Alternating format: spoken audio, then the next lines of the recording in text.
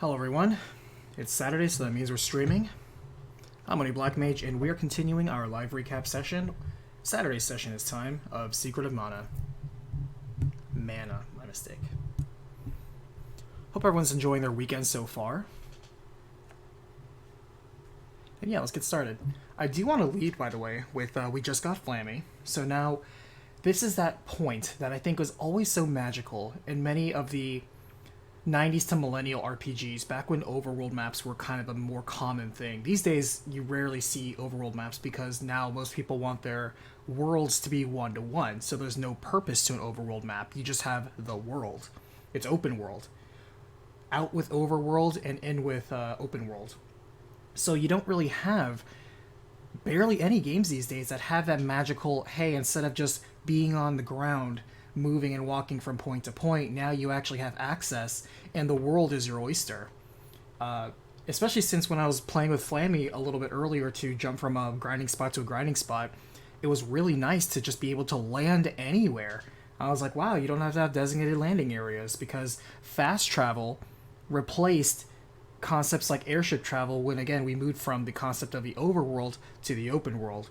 So you can't help but feel that excitement again when, wow, now I can just go wherever I want. You know, we're unshackled. We're free to do what we want and where we want to go. So it's nice to remember that.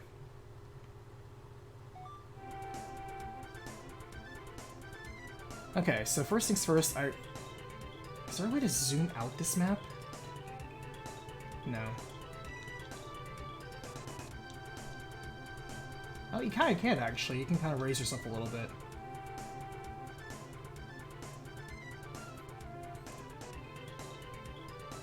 But that suspicious small area, you know it's got to be like a secret town or something. Okay, first things first, we have to go to Matango, and I have a map pulled up of the area. Matango's over there, so if we go north of these mountains, we should see Matango. Which I think this is Matango. Yeah, I think this is Matango right here.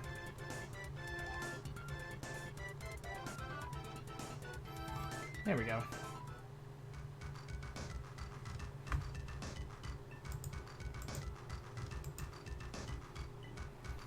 Press L or R to change views? Ah, I'll try that.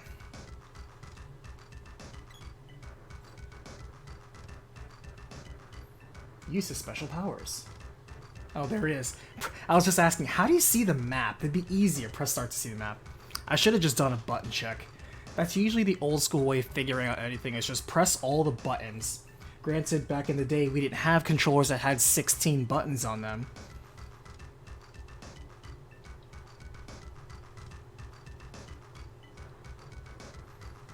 So, you know, it was a lot easier to do a button check, but whatever, excuses. L and R buttons to change modes. I see. You'll see the lofty mountains to the southwest. What you seek is there. Well, what do we seek? I know we need the Sea Hare's Tail to bring water back to Kakura. Maybe that's what he's talking about. Alright, the lofty mountains are to the southwest. I mean, we just passed those mountains, so...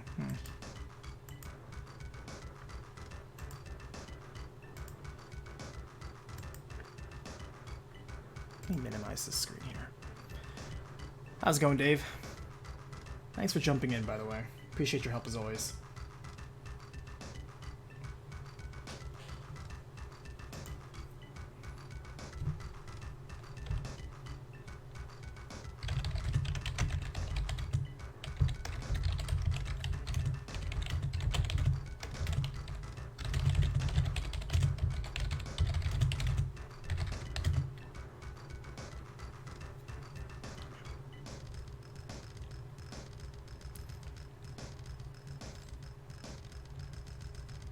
I remember a while ago somebody was telling me to go back to the chief of Gaia's Navel and get the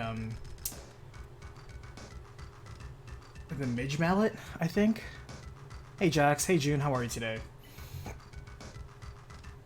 Big fan of the Secret of Mana series. This is the first time I'm playing Secret of Mana. I actually really haven't indulged in most of the Mana series. I have, I think, all of them, except for Legend. I don't think I have Legend of Mana.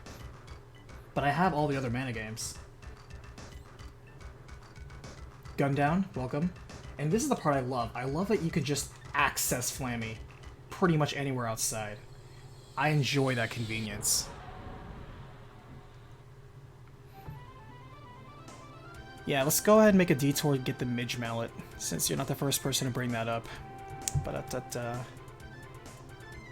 So press start. That's a little too zoomed out. Alright, this looks better. I can work with this once it loads. This is like 1980s loading. Oh, interesting. I want a little bit more zoomed in than this. This is a little too zoomed out.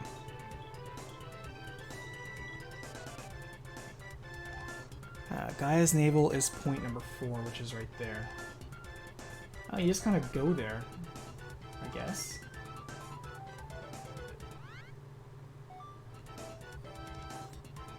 I don't know if I like that view. That feels a little disorienting.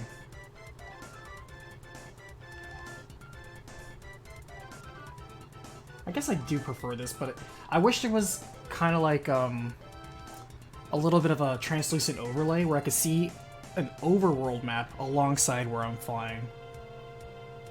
Alright, so this is the lofty mountains, clearly. So we need to go east.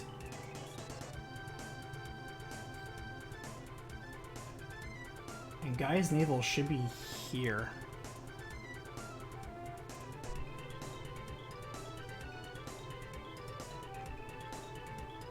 I think this is Gaia's Navel?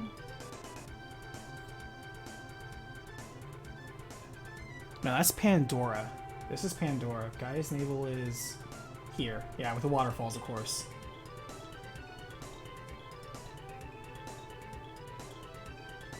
What was it? I think it was this waterfall, wasn't it?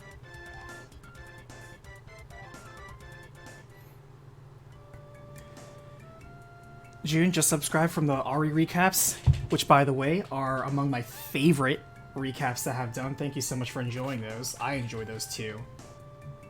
Every time a Resident Evil comes out, I enjoy all the, I can't say I love, but I've certainly enjoyed all the RE games. Even the spin-offs. Actually, I shouldn't say that. There are some that I have not enjoyed. For example, Operation Raccoon City was a mistake. That game was so disappointing. I guess you could say I had some fun with it, but very little. I had more not fun than I had fun. And of course, what was the Umbrella Corps? Yeah, Umbrella Corps was also a mistake. But the remakes I've enjoyed. Alright, so where's the Chief? Chief is somewhere.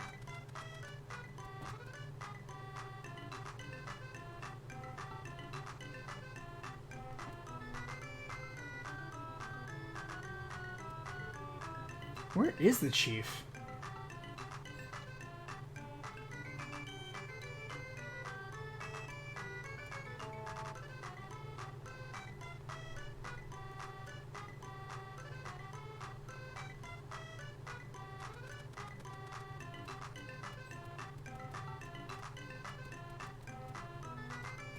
Oh, there he is. Okay.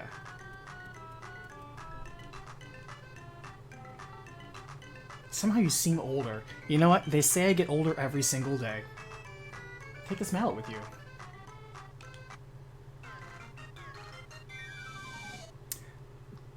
Got it. So I wondered why in the beginning Popoi looks so small, and it's because they use the Midge Mallet. That kind of makes sense. Even though the Midge Mallet apparently is to... Does anybody else shrink us? I only recall the snake shrinking us. That is a very annoying side effect, though. Can't wait for your RE Village recap as soon as the game drops. I hate to say it, June, but that isn't how I work. Because I love RE so much, I'll definitely do a review of it for sure, but a recap, no. The reason why is because whenever a new game comes out, I don't want to impose, tempt, or, especially in the case of RE, negate any reason anybody would want to enjoy that game themselves. So usually I wait 6 months to a year when a new game comes out to recap it, because by that time, anybody who's actually serious about playing it will have a chance to play it themselves undisturbed. Also, knowing Resident Evil, they're probably going to put out DLC after the fact, because they've been doing that recently with installments here or there, where some, not all the time, but you can't tell if after a few months they're going to put out more story DLC. So I don't want, especially with 7's DLC package all contribute to the story in some way. So I would want to wait until the game is completely out. Like with the Game of the Year edition, that will be the version of RE Village that I actually recap. But you're right, I can't wait till that game drops in about a month, because hell yeah, I'm going to be playing that. It's all I'm going to be talking about for that week, for sure.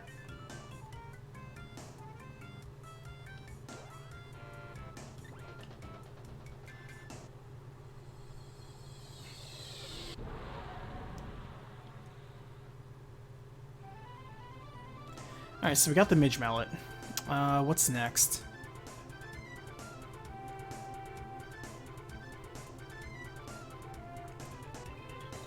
I guess we just go to, get the Sea Hare's Tail. Which is to the west, I believe. So there's two obvious places we can... I wonder what's special about this. There's a waterfall place over here. A very clear location. And then there's a town over here.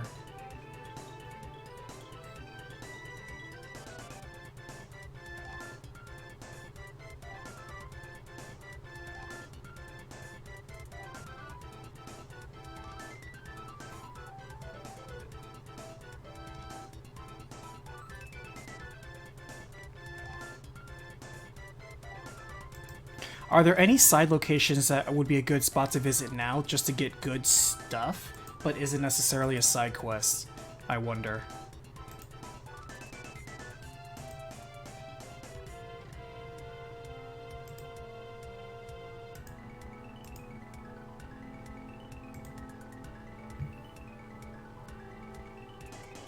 That's Lofty Mountains Town. Okay. So we should drop off here then.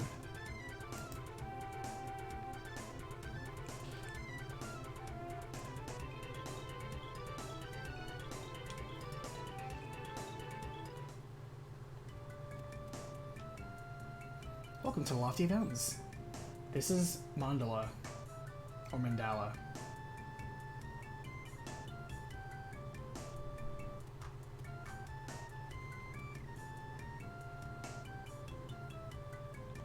People from all over visit our ancient temple. Do they walk here? These mountains are kind of huge.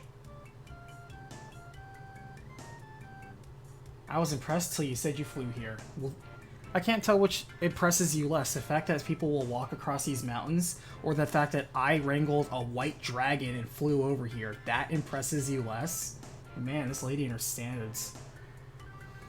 Mana sustains the cosmos, but it's not infinite. People no longer cherish life. So mana's fading away. It's all these kids and their rap music. And their rock and roll. It's killing all the mana.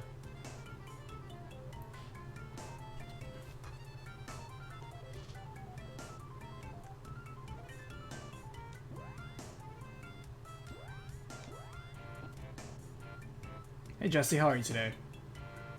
By the way, fun announcement later.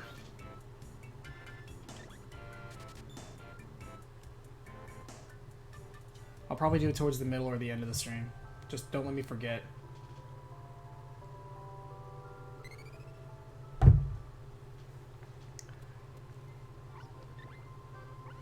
Hey Pixels, how are you?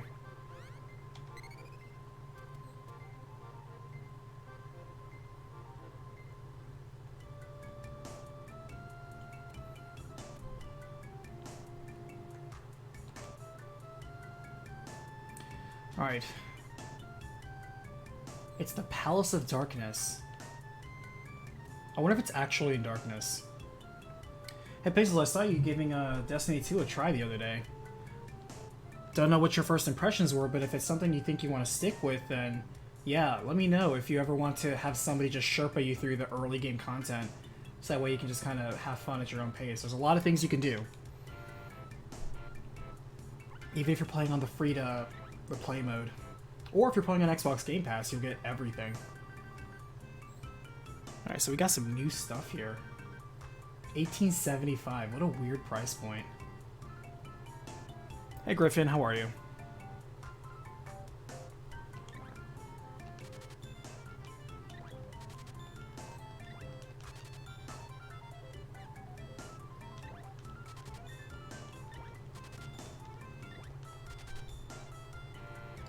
Alright, so only these two can have a circlet. Interesting.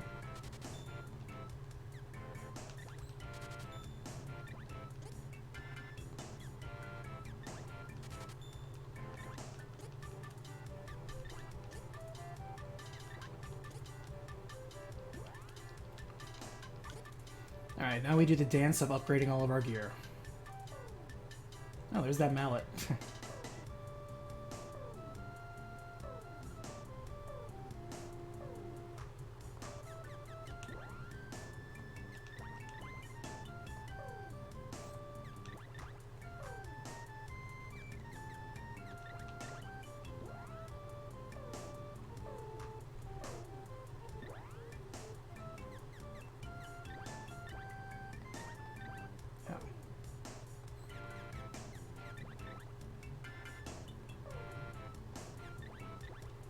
I'm gonna keep the tiger bikini just for, you know, research purposes.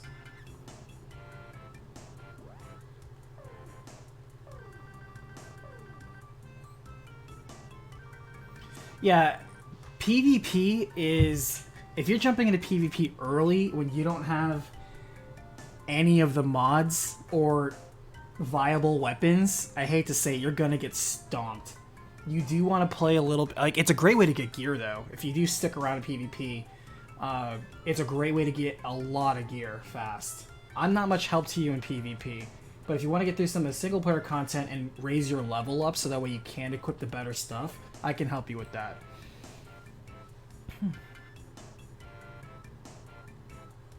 Ever thought of looking into classical fighting games, says Gundown. I've been looking at emulating games like Red Earth. I miss the super experimental days of gaming as they hold my best memories. I had a really long-winded rant about that this morning. About more and more of the AAA gaming industry falling less and less in love with experimental games. Especially recently, PlayStation's moves, although Xbox seems to be picking up that slack, which is interesting. I like the way that the current generation is evolving in such a distinct and different ways.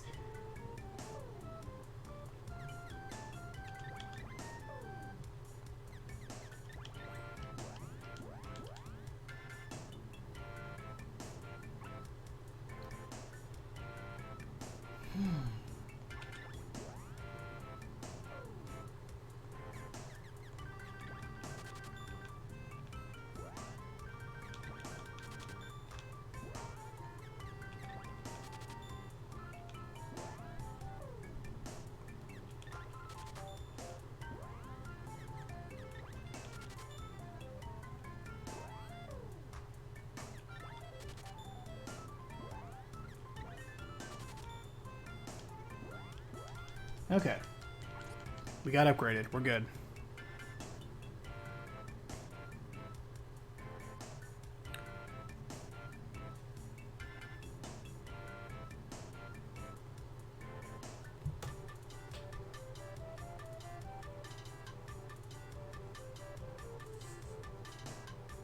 What else is in this town?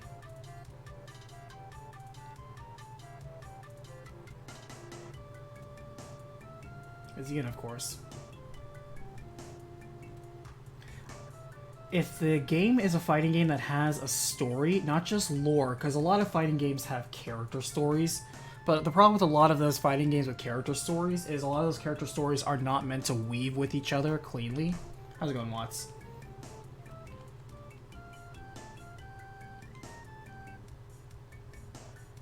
So it's going to be a case-by-case basis. But fighting games and fighting game stories are not off the table. It's just a matter of finding the ones that fit with the recap formula.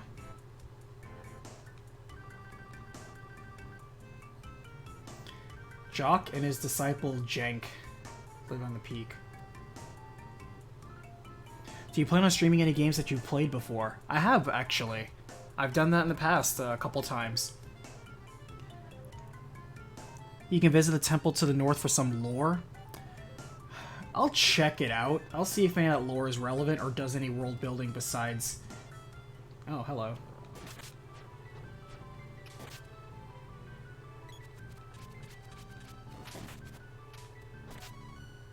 Good thing we got that sleep protection.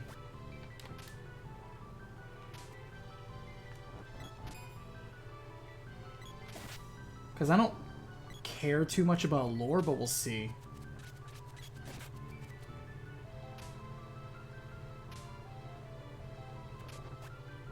Sometimes lore is interesting enough to be mentioned. And it's not like the Secret of Mana recap's gonna be an hour long, so... Sometimes if we find something funny or interesting, it's worth bringing up. So you say it's on the north?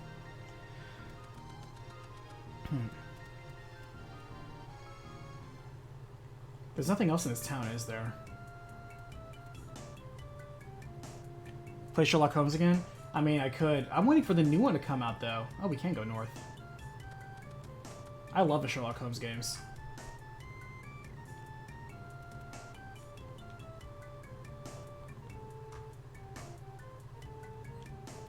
That is a huge dome, dude.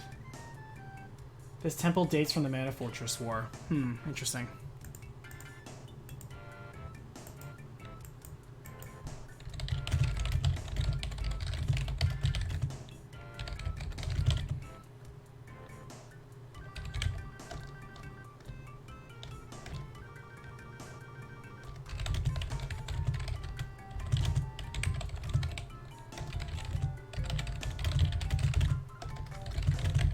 Because I would like to learn more about the Mana Fortress War, other than the fact that the Mana Fortress apparently just accumulated energy and destroyed everything. Celestial Shards. I knew you were going to ask about Blaze Blue. You ask about Blaze Blue all the time. Like I said, it's not off the table. But I'll take a closer look at it when we enter Phase 3 recaps.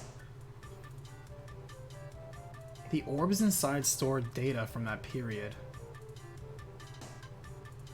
Ancients called them videos. I'm gonna say Vidios and just piss people off.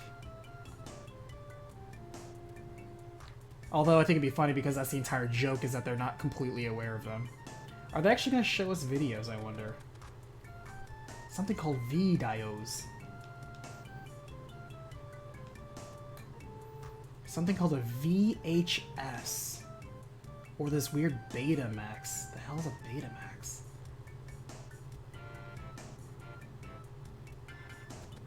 I do hope it's not just cutscene exposition dumps, though. Let's see. Let's see what we're up against.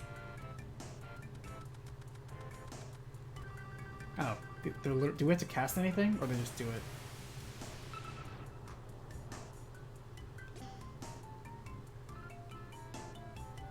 Okay, game.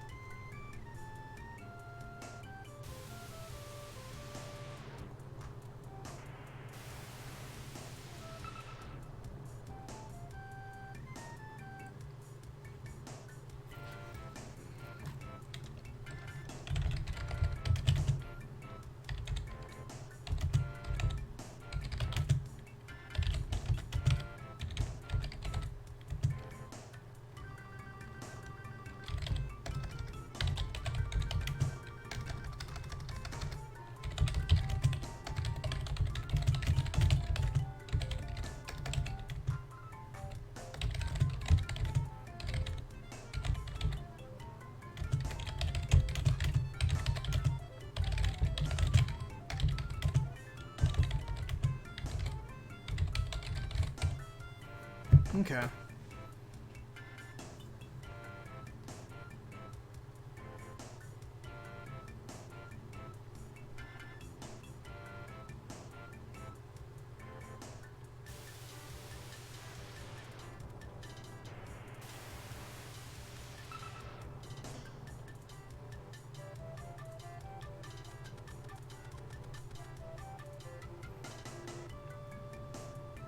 Speaking of story-rich games, I was first brought to you when you saw Breath of Fire. Nice. Too come Capcom doesn't have the same love for it. Yeah, it's unfortunate. Breath of Fire was actually the first Breath of Fire game I ever finished. I started 3. Never finished it. I never had an SNES, so I never got to play 1 or 2. Actually, wasn't 1 on the NES or was it on the SNES? No, it was the SNES. Because I just made fun of its cover art the other day. Where it has like a huge hulking Ryu, but Ryu's supposed to be like, you know, this 16-year-old kid. It's like, man, they draw him like JoJo characters. We're like, oh yeah, I'm totally a 16-year-old kid, and you're just so jacked and huge. It's like, oh my god, what are they feeding these kids? But how's my day so far? I'm doing great. This is another day where I spend half the day working and editing. And the evening, I'm just going to be spending just playing games with friends. So Saturday's my relaxed day. Hopefully some of you get to enjoy the same. Ever since leaving the retail environment, I can actually enjoy weekends. And boy, am I. But yeah, speaking of future streams, I'll go ahead and mention now, and I'll mention it later too. Because there's some people that I see in chat that are not. But I'll wait for the first person. So I've always thought for a while, if you've been around the channel, you should know that I do have a Patreon and I do have the YouTube membership.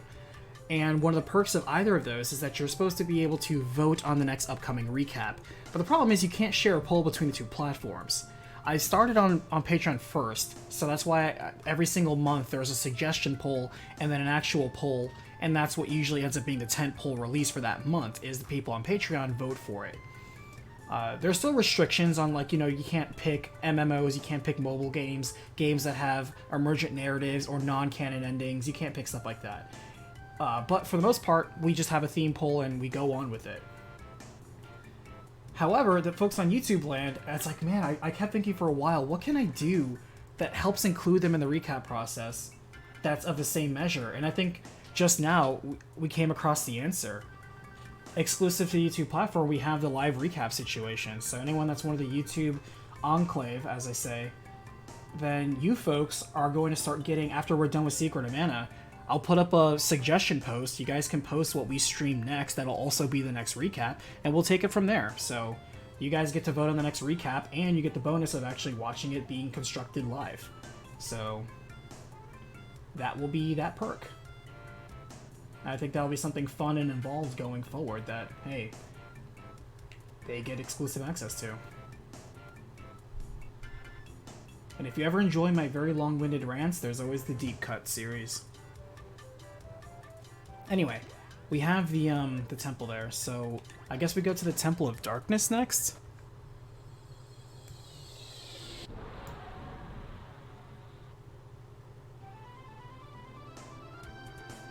Actually, where is the Sea Hare's Belt? Just go ahead and tell me where it is. Breath of Fire 1 and 2 were on the Switch Online emulator? I know, because that's how I got Breath of Fire 1.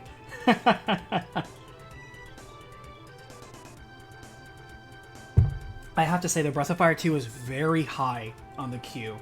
It is very high.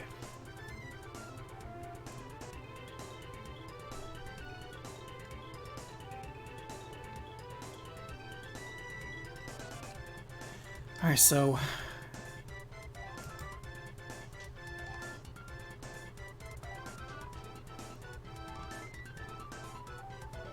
let me pull up a map.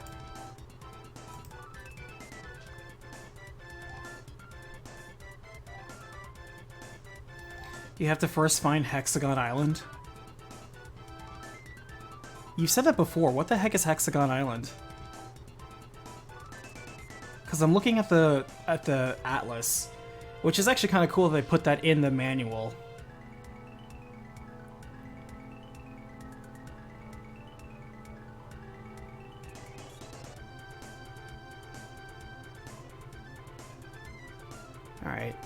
Let's see.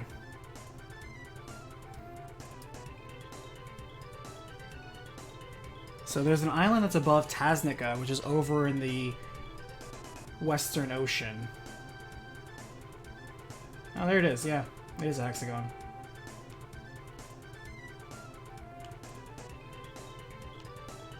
Land.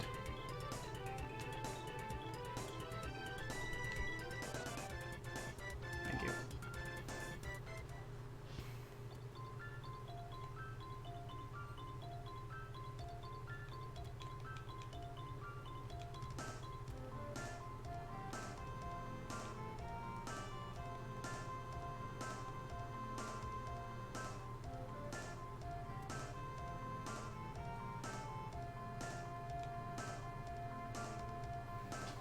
Oh, Secret Tales. There we go.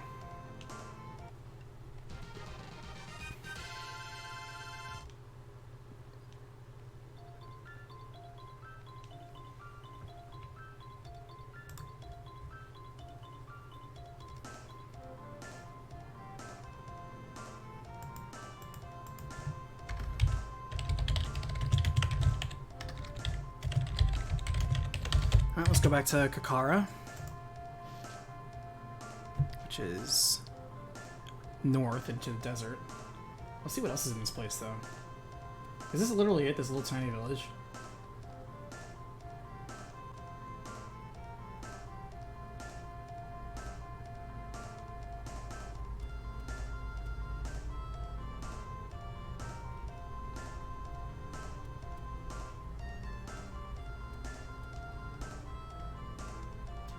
I was starting the stream by talking about how overworlds have been replaced by open worlds, and concepts and vehicles such as, you know, dragons, airships especially were popular, but other vehicles like cars or submarines have been replaced by just fast travel points.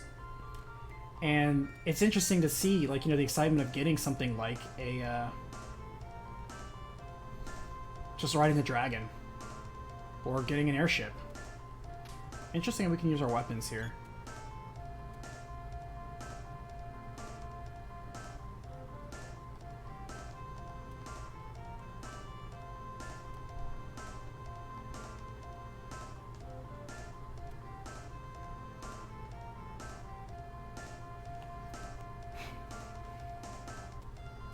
I know that came up as a question because Final Fantasy VII Remake, are they going to go with the open world idea, or are they going to go with the overworld idea? Which would be interesting, because they could go either way, and people are going to complain about it. I think they might just cop out and do something like they did with Final Fantasy X, which is have the notion that you see an overworld, but you're actually just using a glorified fast travel.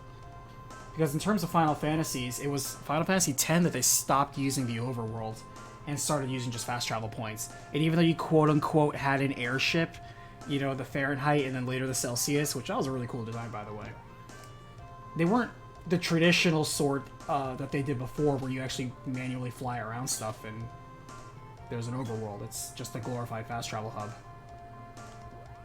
Alright, so let's go Kakara.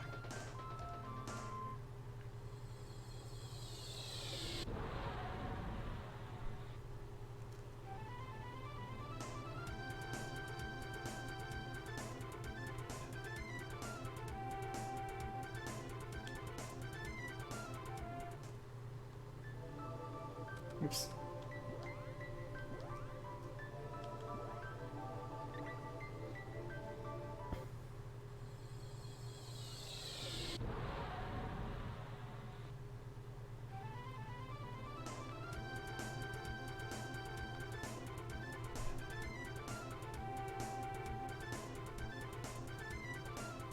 Okay, there we go. I can push him around.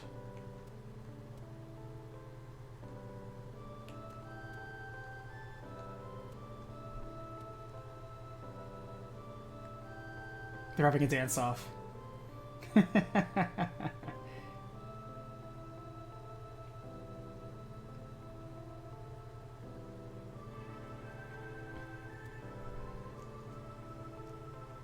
Can I push him too? I can't.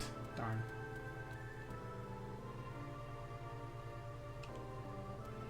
Hey Alessandro, how are you today? I'm doing great. Getting more work done on the recap. Making progress here. Water! We're saved! And he drinks it. Wait a minute, this is alkaline water. This is disgusting.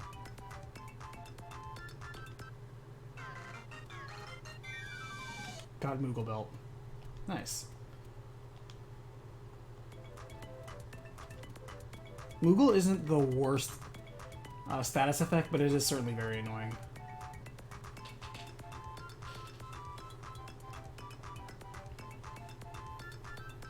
Alright, so we fixed their water problem. Is there anything else? I mean...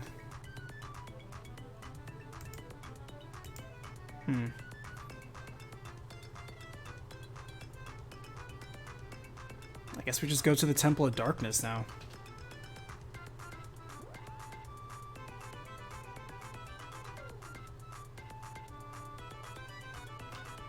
Come down, considering Square Enix seems to want Final Fantasy to go into the action game direction. I mean, what do you mean, wants to go? There hasn't been a turn-based Final Fantasy for over 10 years. No, actually, longer than that. That was, yeah, about 15 years. They haven't had a turn-based Final Fantasy for at least 5 installments and 15 years. How about that?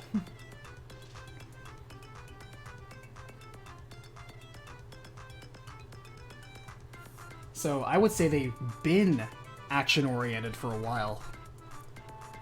They've kind of left the turn-based stuff to their B-tier stuff, such as Octopath Traveler and Bravely.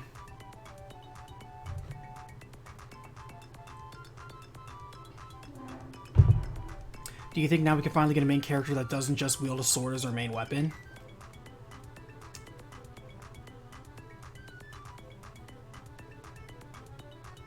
I'm probably gonna say no, because let's be real, they love their sword-wielding protagonists. Just something classical about the notion of a sword-wielding hero.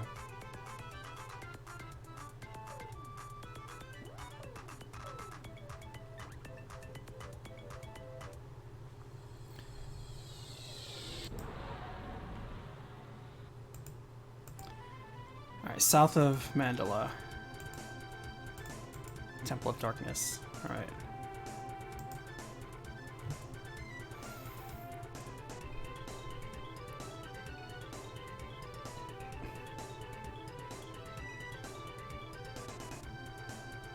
Oh, we need to go south.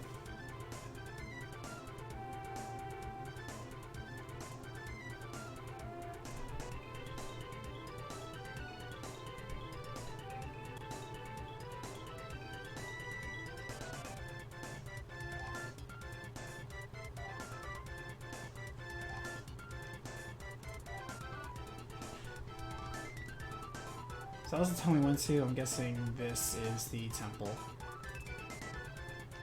What is this tiny little patch here?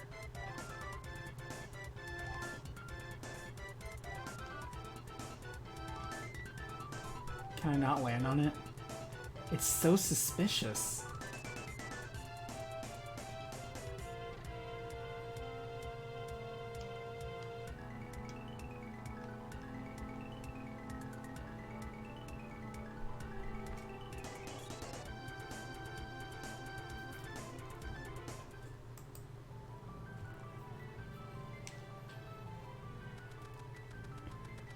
Hey, weren't we just here?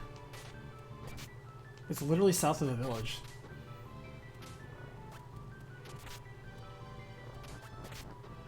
That's fine, these guys give good XP.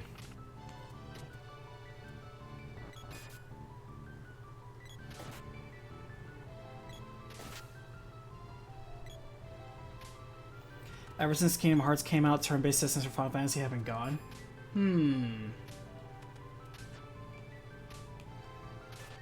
Well, I mean, like I said, 10 and 10-2 really was the last Final Fantasy series, or Final Fantasy installments to have turn-based. Because after that point, 11 onward was all about having pseudo real-time I'm giving 11 credit because the MMO style with just it's like mana. It's just actions have cooldowns, but it's still faster paced. Because yes, the ATB system is also a turn cooldown based system, but you know, it just feels a little bit more on the action side than it does the menu turn based style.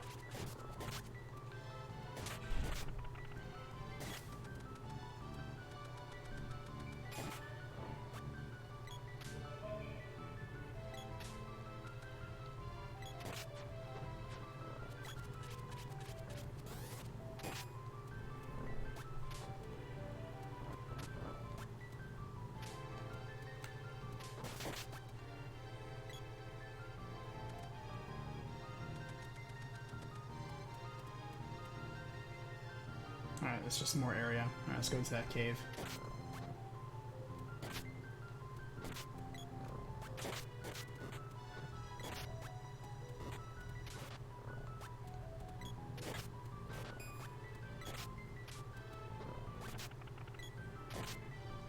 That's why it's always weird to me when some people are like, man, I really want the next Final Fantasy to go turn-based. I'm like, you do know that game hasn't been turn-based since for the last 6 games, right?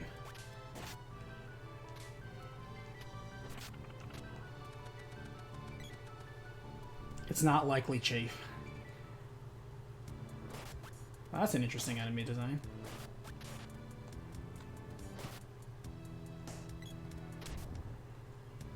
Man, look at that 256 crit damage. Brutal. Oh, is it literally... Is this the Temple of Darkness?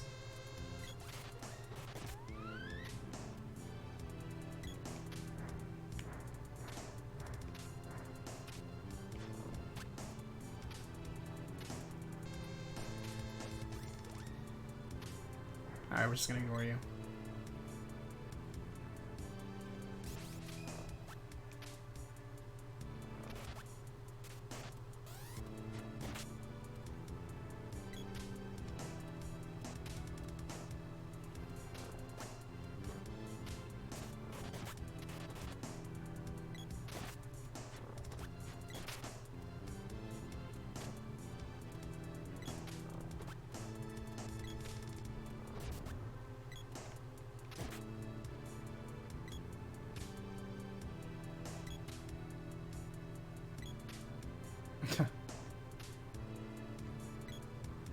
I feel like this is most of the game. Like, I wick out and, like, it just...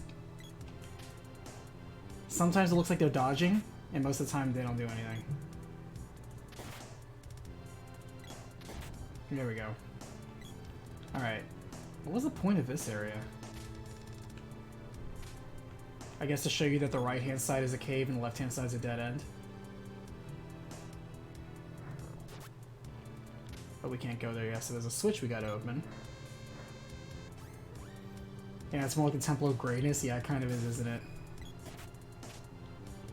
Look at these guys pre-buffing. So cheeky.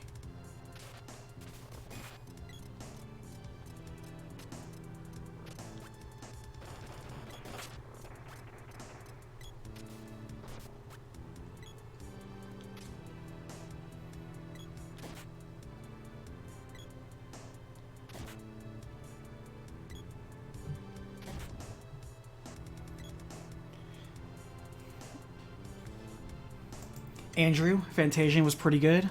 Isn't Fantasian the upcoming game that he's making based on dioramas? Sakaguchi? Shadow Devil Hacker Studios sucks how that even though you have Raito Kuzunoa on PS3 and other games, that makes me mad is that now once my battery runs out in the future, my digital games can't play anymore. That is correct. I had a very long-winded... Were you there on the Discord, by the way? I don't know if it's the same title as not, but I had a very long-winded Jim Ryan rant. Because if you're not aware, Jim Ryan is the current CEO, president of PlayStation. And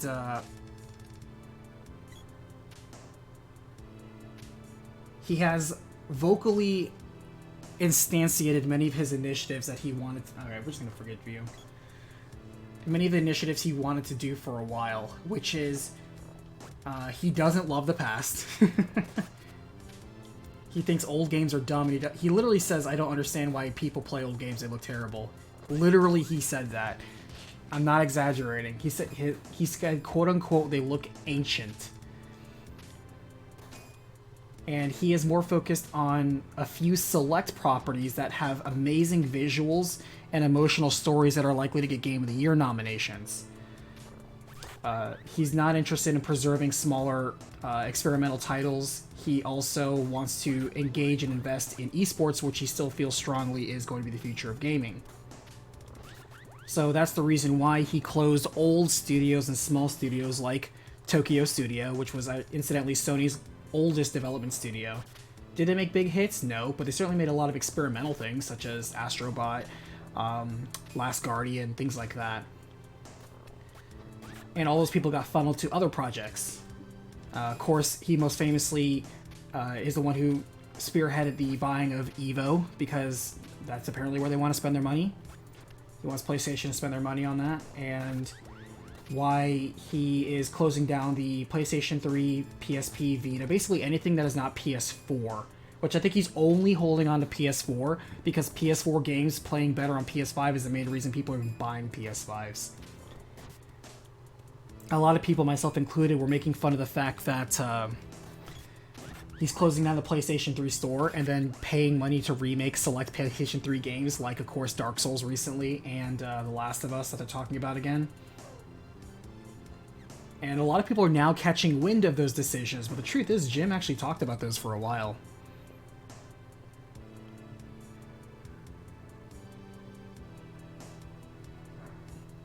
And yeah, Jim, I'm with you. Physical is always better than digital, but the problem you have with physical is that tied to hardware that can fail over time or just break down.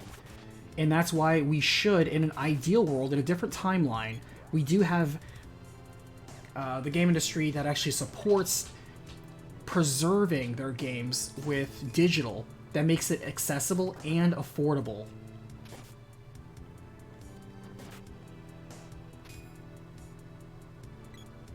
But apparently that's not the case with Jim Ryan and the way he wants to move PlayStation forward.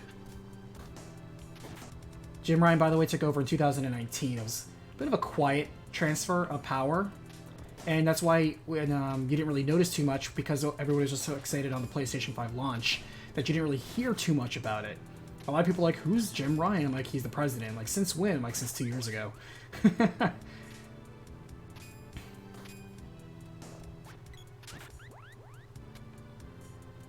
And he's been laying down tracks for PlayStation, much how Phil Spencer has been laying down tracks for Xbox. The difference is, Xbox is actually doing the playbook that Sony did back for the PlayStation 1 to try to get an edge up on Nintendo that actually ended up paying off, which is collect a whole bunch of very small studios. They're not Game of the Year award winners, most of them, but oh, we have an opportunity to use the Midge Mallet. But you're collecting IP and building up that stable, so that way they grow and mature, and they did become the huge library that was the PlayStation 2 library, which ended up becoming incredibly successful. And that is how they dominated that generation. But then they got too haughty, had a corporate shakeup, HD stuff came out, and PlayStation 3 became an overpriced and over-engineered stuff that allowed Xbox to gain hold, but that's history. They're now repeating history, where because they have a huge install base on PlayStation 4, they have this Apple mentality where we're not going to care about supporting games, really. We just want to release a few titles a year, which incidentally they've already been doing since the PlayStation 3 era, since they do have a lack of first-party IPs. And we just want to make big blockbuster stuff that's going to win us lots of awards and get us lots of exposure. And even though everyone else is making more money than us because they're putting out more games than us, we can claim that we have higher appeal, a more elite crowd of gamers, and charge people more for it. It's such an Apple play. So I'm like, oh my god, Jim Ryan, I swear you transferred from Apple. I posted an interview on the Discord that he had just last year when he talked about the PlayStation 5 launch, and he was like, when he commented on the Bethesda acquisition by Xbox, he was saying, yeah, Xbox acquisition, that was a logical move. You know, they really need the help. They don't really have that many first-party IPs to really make good quality games with. We, however, have been putting out Dark Souls Remastered, Miles Morales, and Sackboy. And I'm thinking, really? That's your counter?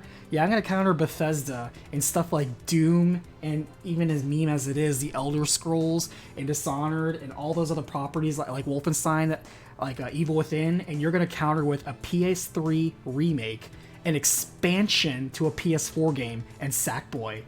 That was your comeback? Wow, good one. Good one, Jim Ryan. Yeah, that's what is gonna make this this generation very interesting. And the difference is that Xbox is playing that playbook, which is very smart because it's worked historically. And the edge now is that they always had the network infrastructure edge that neither Sony and definitely not Nintendo has ever gotten. And Xbox Game Pass is such a behemoth power play that Phil Spencer is playing the cards so smartly that it seems with every new press release, Xbox is gaining more and more not only good PR press, but legitimately smart business decisions that are a win-win for not only the company, but also consumers as well. And Sony's just making more and more anti-consumer decisions that make all but the most fervent fanboys question the direction of where the company is going. Especially since they historically have had situations like this with the PSX and the PlayStation 3 that have flopped and blown up in their face.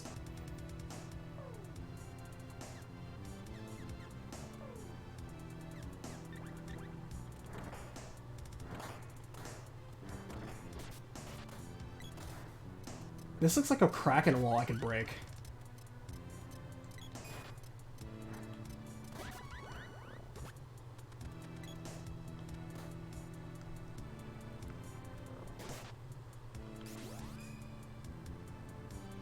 Hey Rodrigo, how are you today? Thanks for catching the stream, by the way. Hope you enjoy your French class.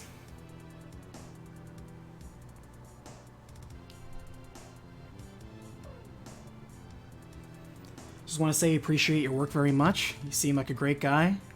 I'm glad you're very complimentary. And dedication you put in your videos and work is amazing. Thank you very much. I really appreciate your recognition of that. Good luck on French class. I took French class. A lot of the Romantic languages, Spanish, French, and Italian, are very similar, so hopefully you get a leg up that way.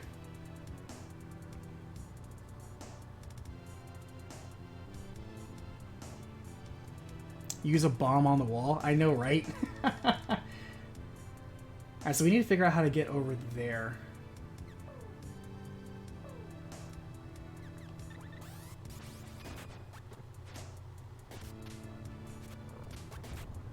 Alright, so we need to get to the left-hand side.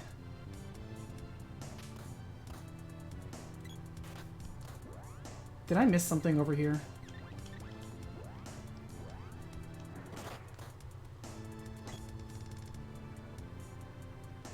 Because there's nothing here. There's no switch.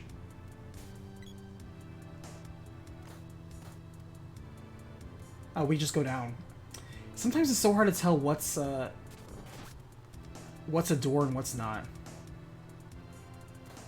This looked like a switch, but it's not really anything.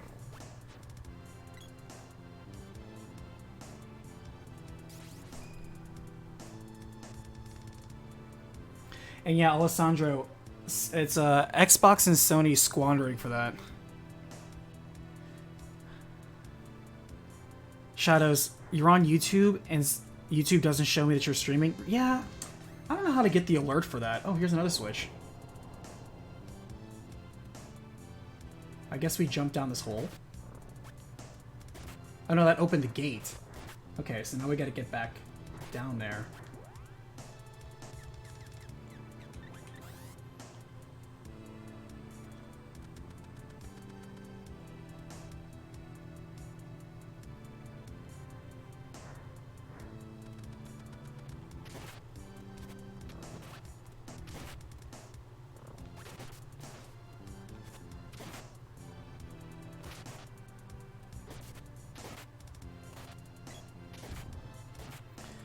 Oh, no, you can only speak English and Russian? Well, that's 100% more Russian than I can speak, and probably most Americans, too.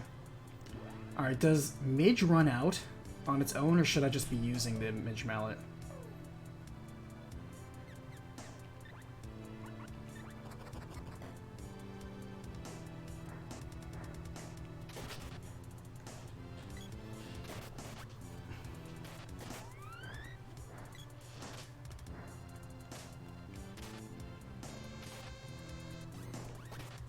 The Zelda in me wants to light these torches.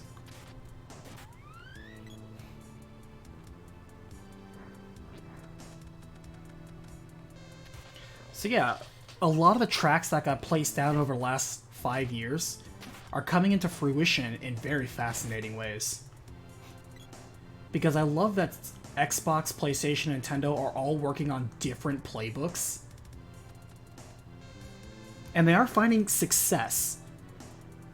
They are finding success in different ways, because as much as we were talking about... Oh, wait, hold on. Probably gotta go this way, don't we? Yeah. Or is there something over here? Nope. Prim, please. Prim, prim, prim. Thank you.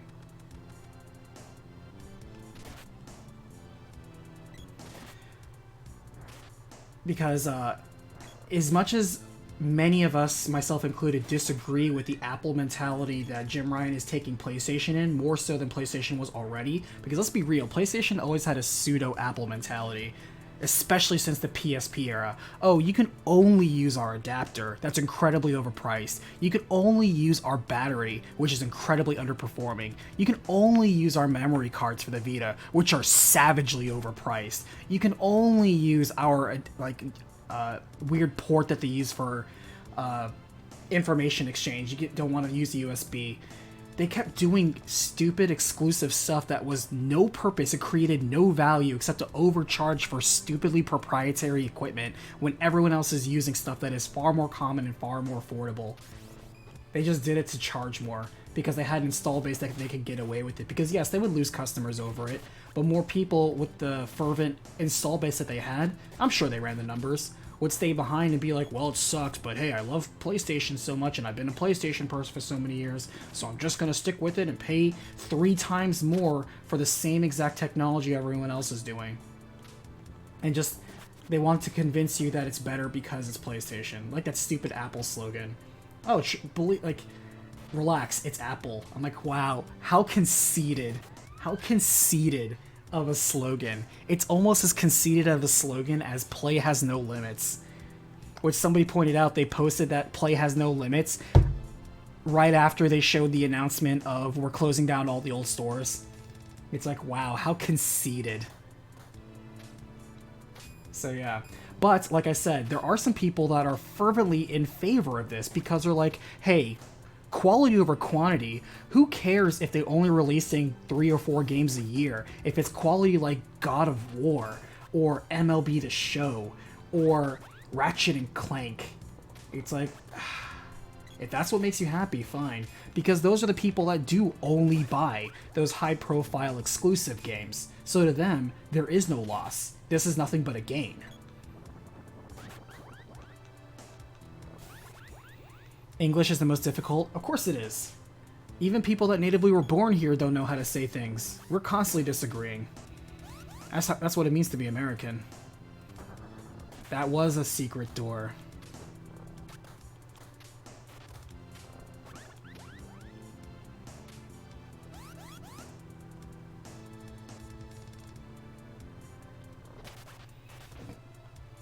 Pygmy-ized is the way they phrase it.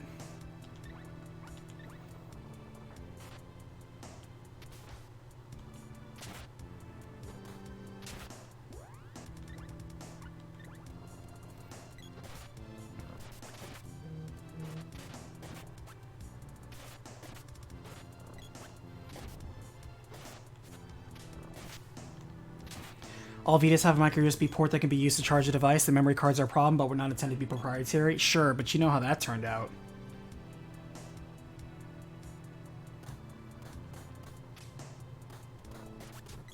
I mean, you and I were both their shadows. Since the PS Vita launched, you knew I've said since day one I have zero faith in the Vita. That thing was dead on arrival. You know that. And that's how history's gonna remember it. Doesn't matter about the success it had in Japan. It's gonna be considered like the Wii U, just an HD failure of a console.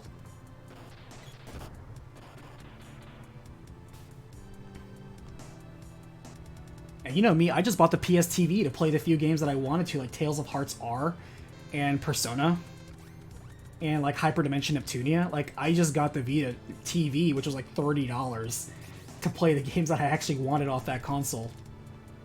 Everyone else is just going to use their Vitas to jailbreak it.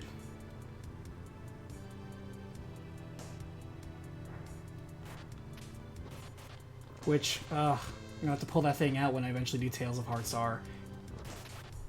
At least I don't have to do it for Persona 4 Golden, since it's on Steam right now.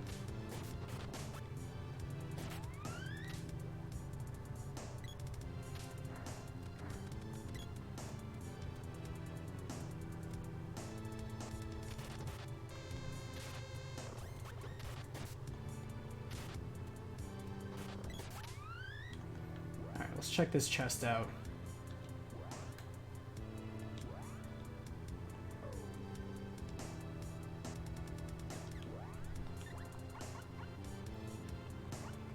It's like how it's highlighting an enemy I can't even see.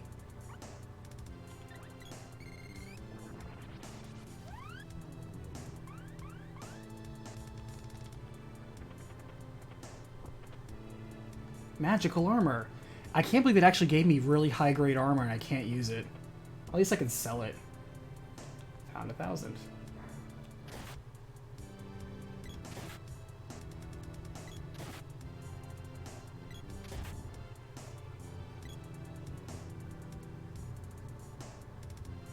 But you speak like they intended it to be proprietary. I suspect that they always intended them to be proprietary. I genuinely do.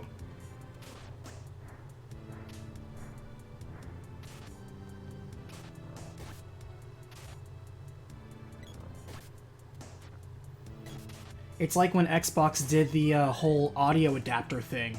That was designed, man. They designed that knowing they could have put a 3.5 jack there.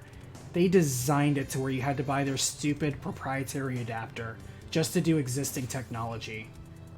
I'm not giving them an okay on that.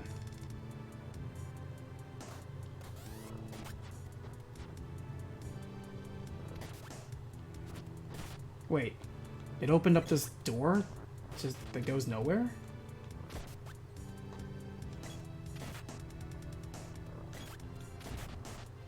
Oh wait, no, it's the other one. It's the middle door. I went to the hall, the wrong cave.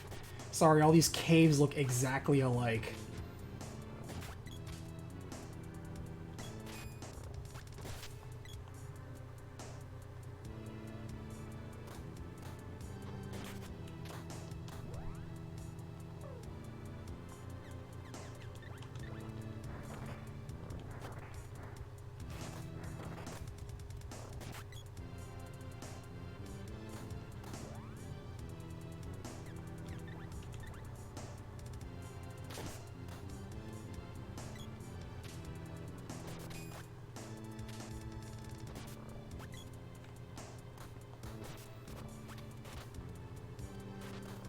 Yeah, Hyperdimension Neptunia is one of those series that will probably be part of Phase 3 or Phase 4 for recap.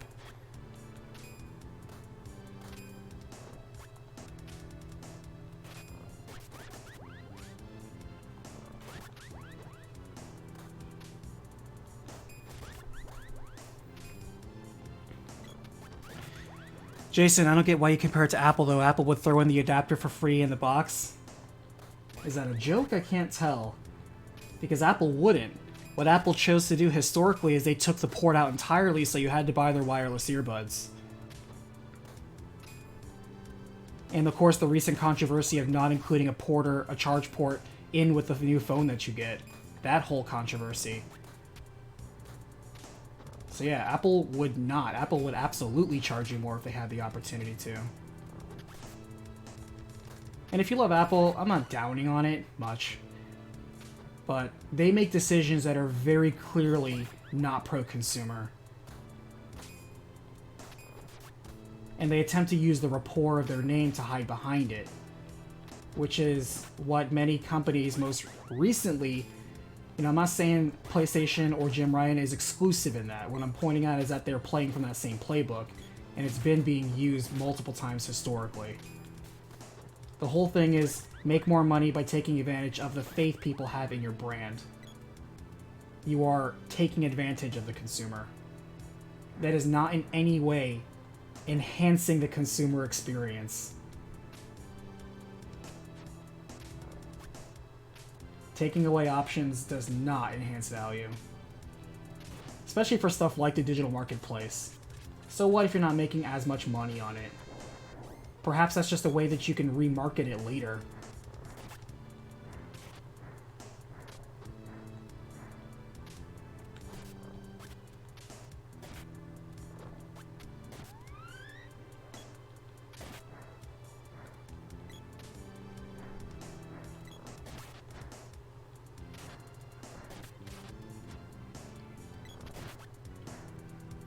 Being totally serious, they included a free lightning to headphone jack in the box for 5 years after they took out the headphone jack out.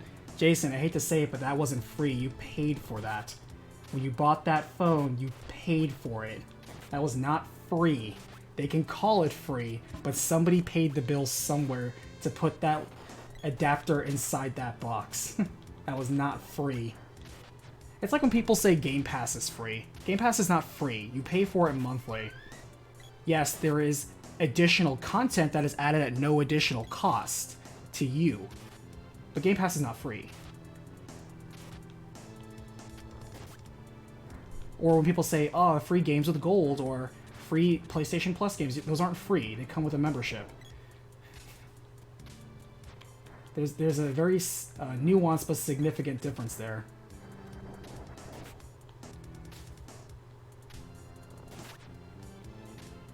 Oh yeah, then Apple's right to repair lawsuit that's going on right now. Yeah, that's another big part. Again, you can't say that's consumer friendly when they want to tell you that you can't get your stuff repaired anywhere except where they say you can. It's that's a whole different debate, the right to repair debate right now.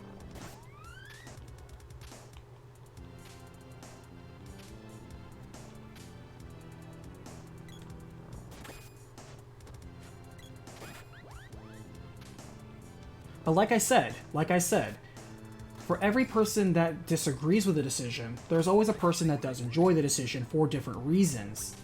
And that's okay. It's perfectly okay. It's about what value you can glean from a consumer. It's kind of like where I stand on the Steam versus Epic Game Store. There's a lot of people that demonize the Epic Game Store for various reasons. But to me, I don't have a horse in that race.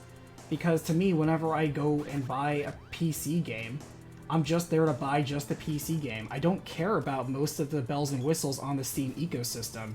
I don't care about wish lists. I don't care about peer reviews. I don't care about achievements and cards. I don't care about that. I just buy it and load it. Launching it from a different launcher makes zero difference in the experience for me. I don't care about, oh, you can't mass buy stuff in their shopping cart. I don't care. I don't mass buy stuff off the shopping cart anyway. So because I don't have a horse in that race, and there's no difference in the consumer experience to me, that's why I don't feel strongly in that particular debate.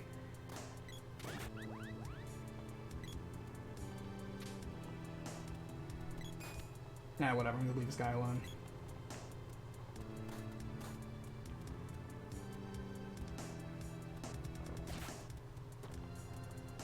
Yeah, there are definitely some people that swear Epic Game Stores is the devil for various reasons.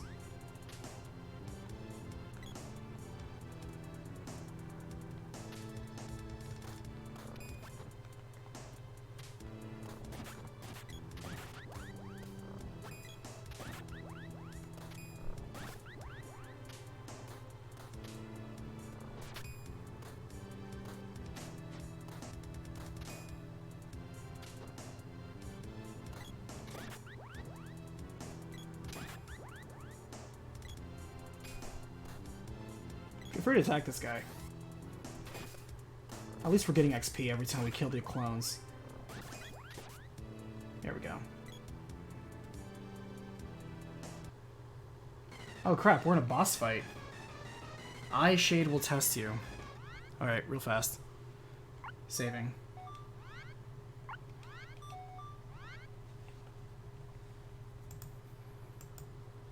Did nobody warn me?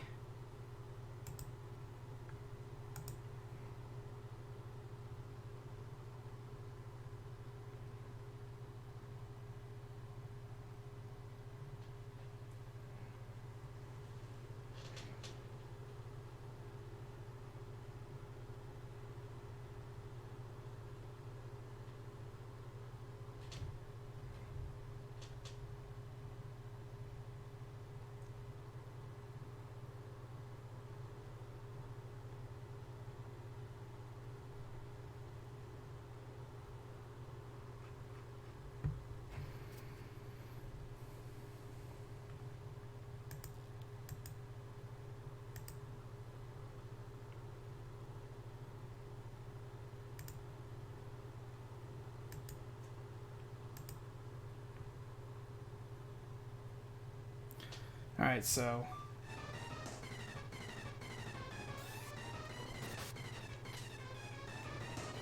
Is it going to be one of those enemies that we have to destroy the jelly outside first and then we could hit his nucleus?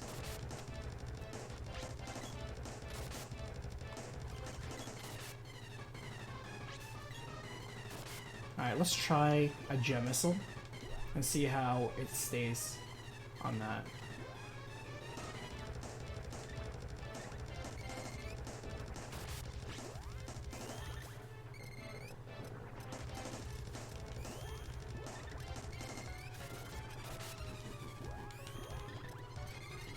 How much damage does this do? Okay, this thing is clearly resistant to magic.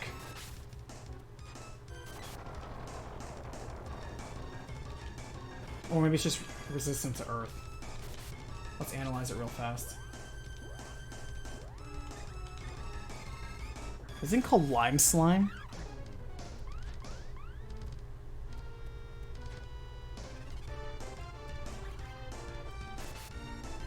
Fear Salamando. Okay. So it's weak to fire. Sucks the fireball isn't chain castable though.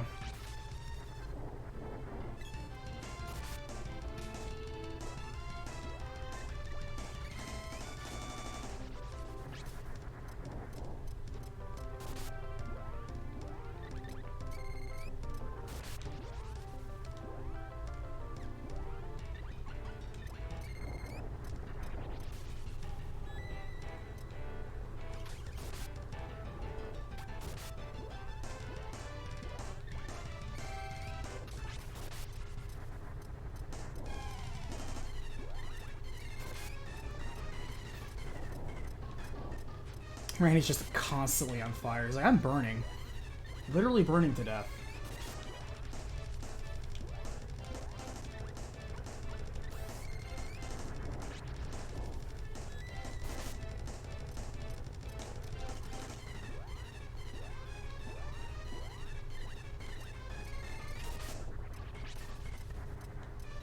This is why I enjoy the whip, though. Good range.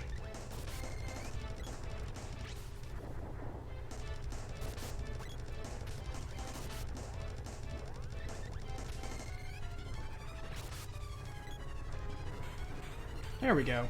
Wow, look at that text screen. It even went red too. That was so interesting.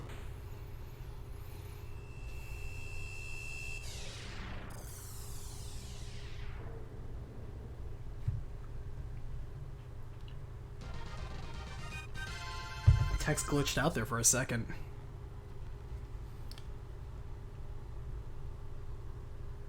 Javelin orb. Oh, hey. Who are you? Oh, you must be a new... Oh, you must be Jock. Or just Shade, I guess. Oh, we're getting a new element. That's cool.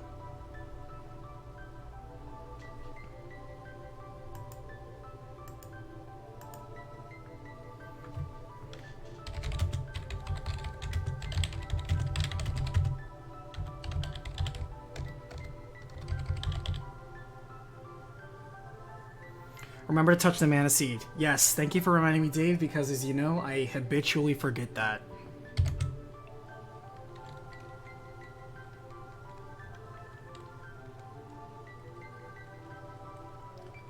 Let's see.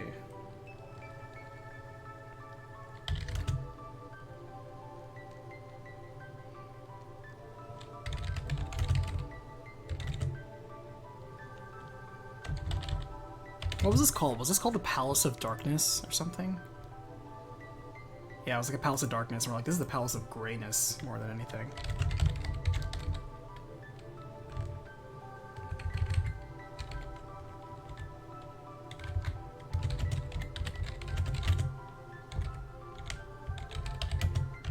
Shade.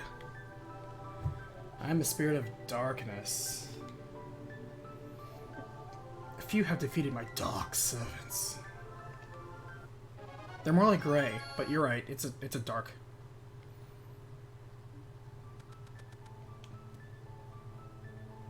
Yeah, because I'm pretty sure last time I just got the element and then just walked away.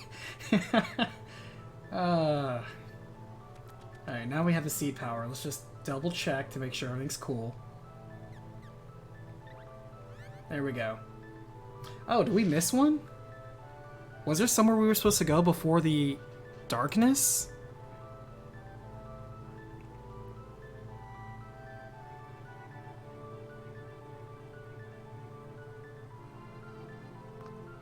To Fixio, there's a lot of reproducible visual glitches in Secret of Mana. We always got a kick at them when I was young.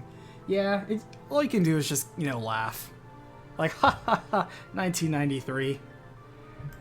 Ah.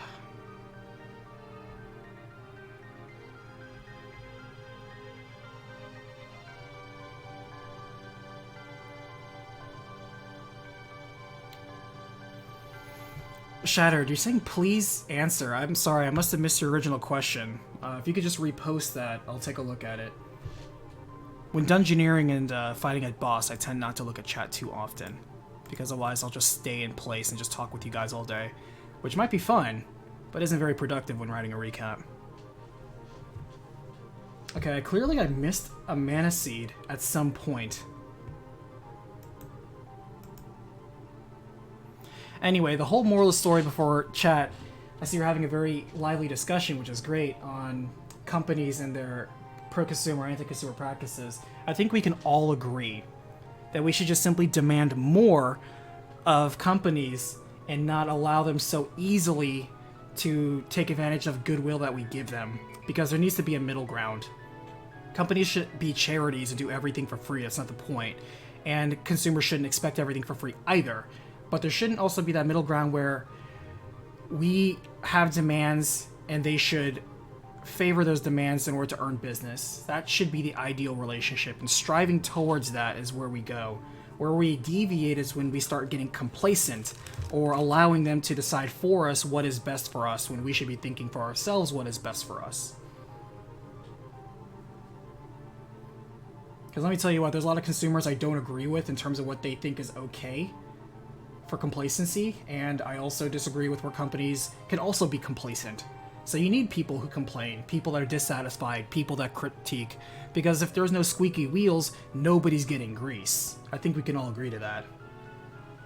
There needs to be squeaky wheels. That's why it's okay that there are people that agree with Jim Ryan, that agree with Apple, that agree with Nintendo, that agree with Xbox, and there are people that are squeaky wheels that disagree with this particular aspect of any of those companies.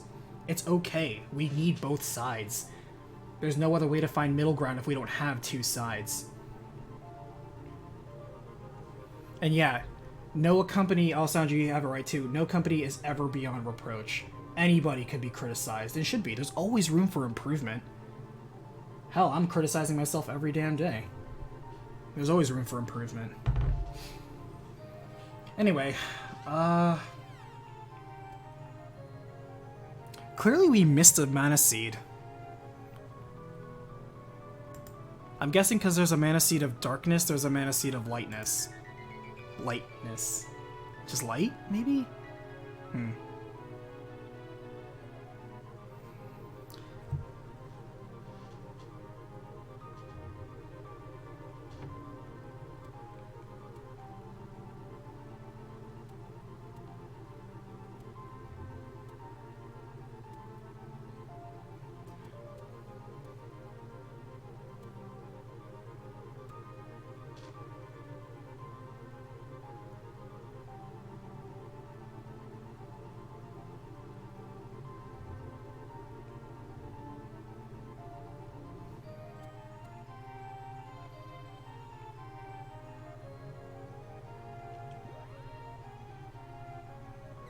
Did I hit all the switches and get all the secrets, or is there a secret door somewhere? Yeah, I'm pretty sure I hit that switch. Yeah, I'm actually pretty positive I did.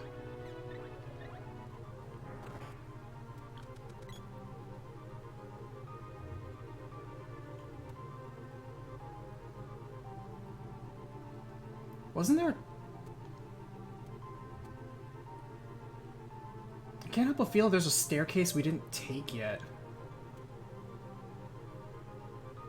Oh. Hey, Glove Orb. Man, I'm glad we doubled back.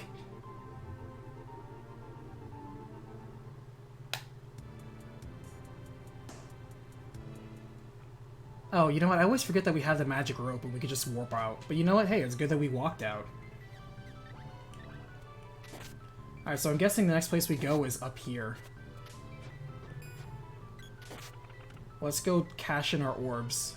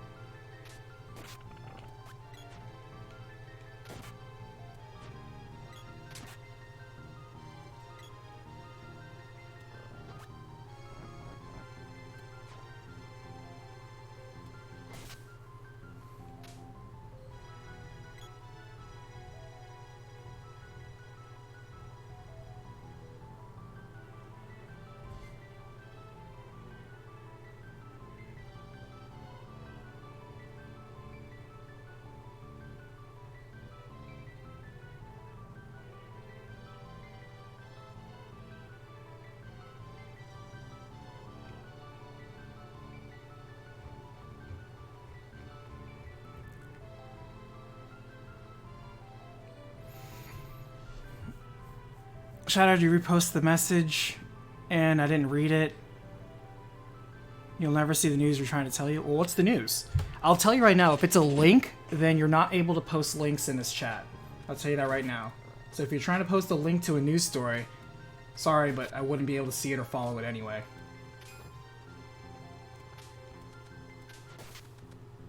That is a quality control setting that I put specifically for my chat. Sorry, not sorry for not posting links. You know, just, it's too much of a risk for shenanigans. Why don't you just tell me the news story, though? Always down for discussion, don't despair.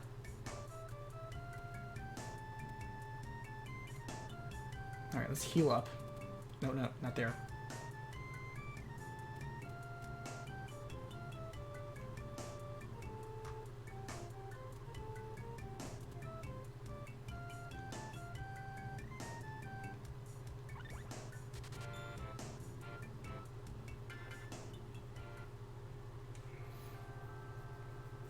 Look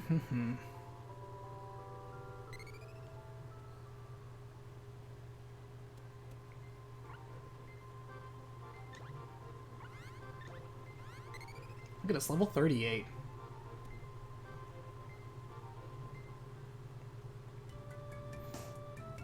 Alright, where was Watts? Was he in the item shop? Was he in the random house? Where was he? Oh, he's right here. Alright, cool. There is a message right there. I actually don't see it. I actually literally don't see it. It's not showing up. It must be being flagged and filtered.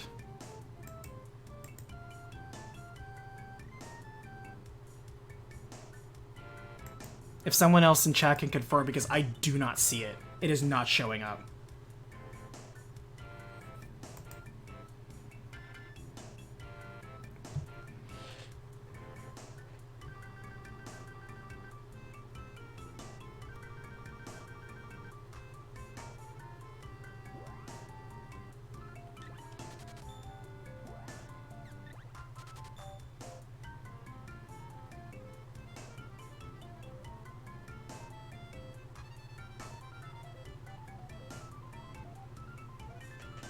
It's not a link? I don't know what to tell you then. It's not showing up for me or anyone else.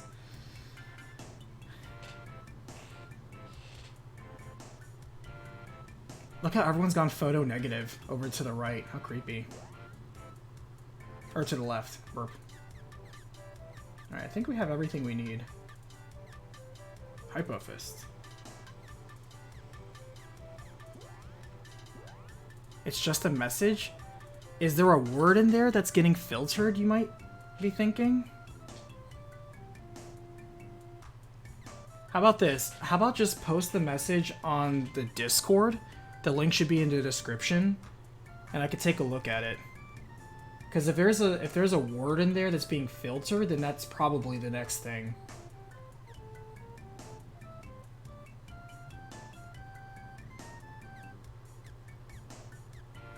Alright, so let's go ahead and Imp Fork. Interesting. Alright.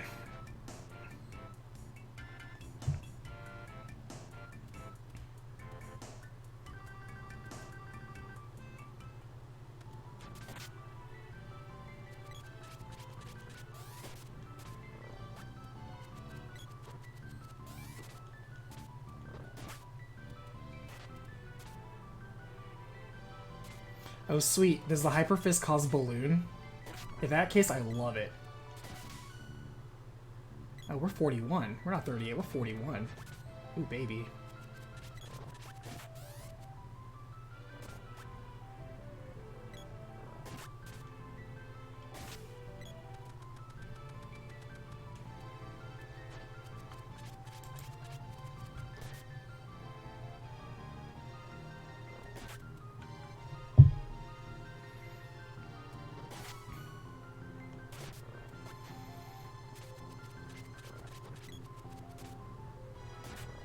They're thinking about making physical copies no more and only digital. I don't know why that would have been filtered out. There's no offensive or sensitive words there. How weird. I wonder why it wouldn't let you copy paste that very simple message. Also, who's they? If you could be more precise. I can tell you right now, many companies would love for you to go all digital because remember, you don't own digital games. They're only licenses that exist for the duration of the platform, which they can cancel at any time. That's always been the case. That's why, as sucky as it is, the deletion of the PS3, PSP, and Vita store is well within their rights, and they don't owe anybody anything. Same thing for Steam or Epic Game Stores. You don't own those games. They're just licenses. They can revoke those licenses at any time. And they don't owe you a thing. What does Shade do? Evil Gate. Dispel Magic. Interesting. Dark Force, which would probably be our attack spell because it's so cheap. Evil Gate for 8 MP? Is that worth it? What does that even do?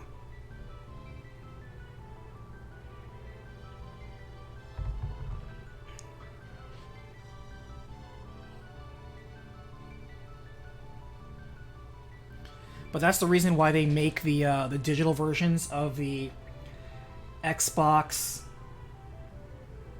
and PlayStation cheaper, because they want you to think you're saving money up front, when in fact digital games cost more in the long run. Because unlike physical games, which yes, over a long period of time, certain games can inflate in value. That's true. With aftermarket prices, but that's aftermarket prices. Many games don't do that. Most games don't have an aftermarket value that escalates. They don't. But digital games can be at MSRP forever.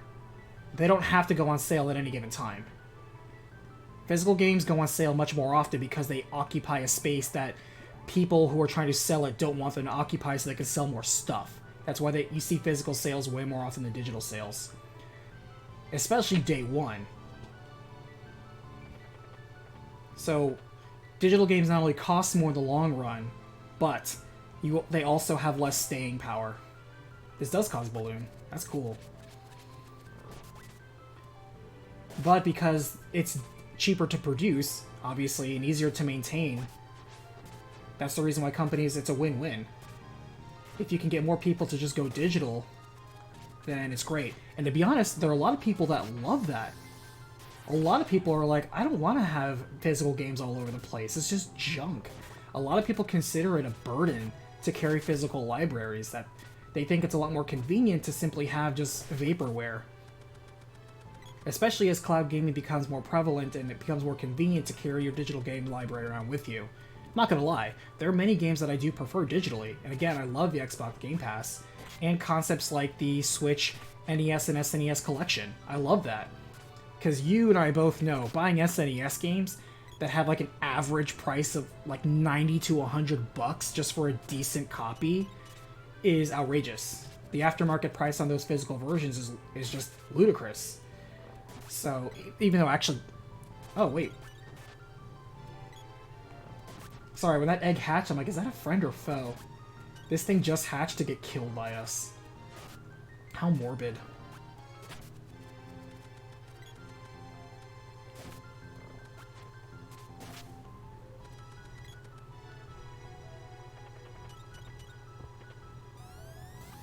Oh, crap. Oof, still alive. Damn, I should have checked that box.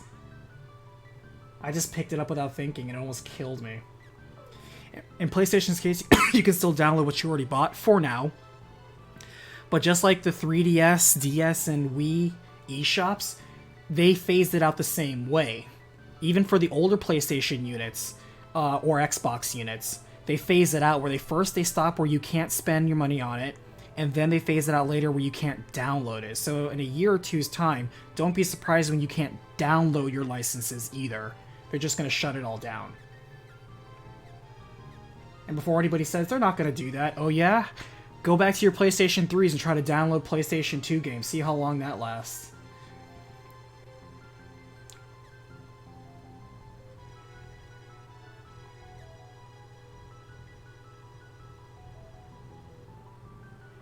It's just a matter of time. They're just going to keep moving forward.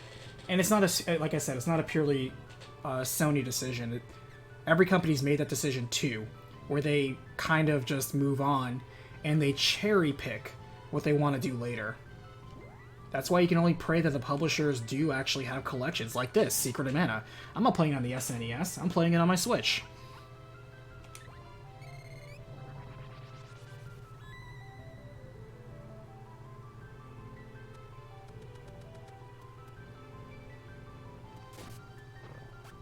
Agatrice.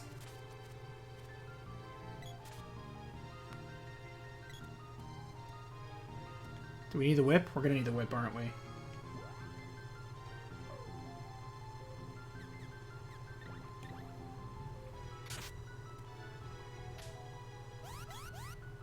I might as well just keep the whip on because I see I'm gonna have to use it in just 2 seconds.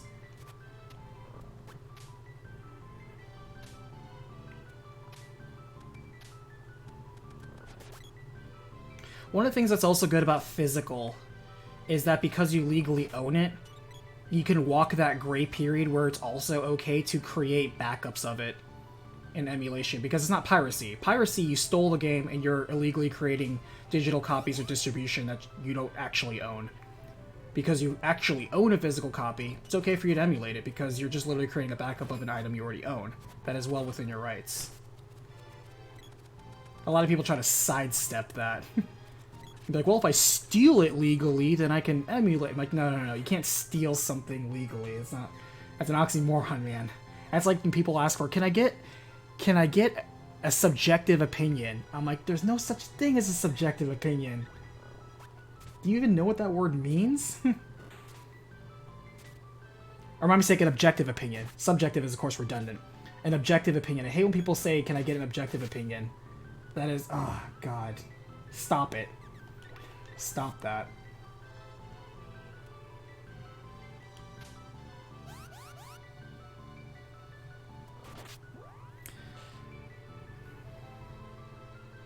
Jason, it's funny you bring up the fact of independent archive efforts, because I've long been a proponent of public domain, because we have public domain for music, public domain for movies, public domain for books when they fall out of copyright. There are many licenses that have been lost and are basically DRM free. And there are a couple of sites like oldgames.org or whatever that do keep those, but it's not universal. But what if there was more of an effort by game industries where if a game does fall out of license or copyright, that it just becomes public domain? It would be nice if there was more of an effort to create a public domain space for video games as a medium, just like we do for books, music, and movies. I think it'd be great. But that isn't the case. It is still an absolute public effort to try to make stuff public domain, ironically. Because, again, it's such a different gray area.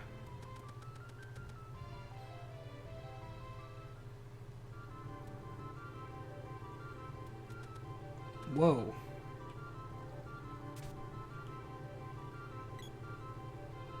Where's Jock?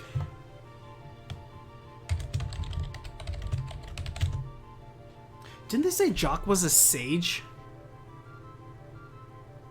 Didn't somebody mention that at some point, that Jock is a sage?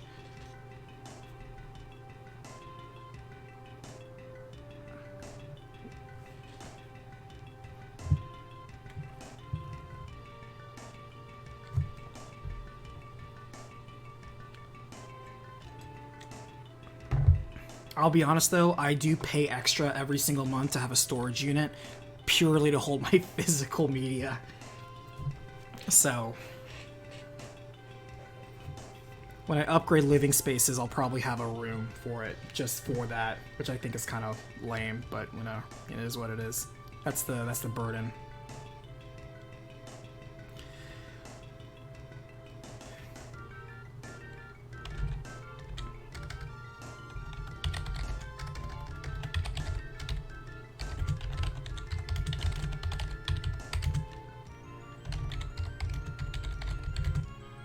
I mean, Jack just said the sage is out, so... But I could have sworn we heard from someone else that Jock was a sage. Maybe we heard that from... the Sage of Water? Maybe she mentioned Jock? I think she did. I think she mentioned that Jock was a sage.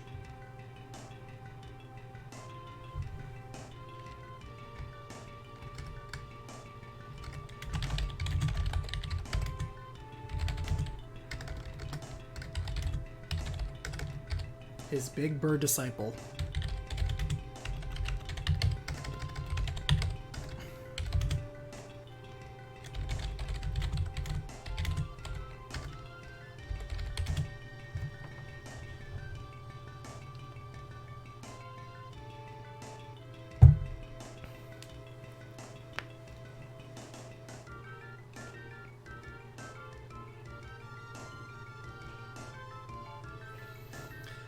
One thing I want to bring up too is sometimes there are licenses and IPs that could exist, but the publisher chooses not to release them. For example, EA, who owns Need for Speed, used to have on their EA Play Vault all the Need for Speeds. However, if you go there now, I think it was like 3 or 4 years ago, many people were upset that they cleaned out many of the older Need for Speeds they used to have in their vault. And everyone's like, why? Why would you just delete off your vault old Need for Speeds? Like, isn't that the whole point of the vault? Is that it's just older stuff that you can just access? But EA chose of their own volition to be like, nope, old Need for Speeds gone. Not all of them, mind you. You can still go there and play some Need for Speeds. But many, like, not many, but a handful of older Need for Speeds, even though they completely own the license for it, just gone. Why? Who knows? Is it a copyright expiration? Maybe there's cars in there they don't, or music they don't own the license to, so they can't distribute it, which was a Tony Hawk issue. We don't know.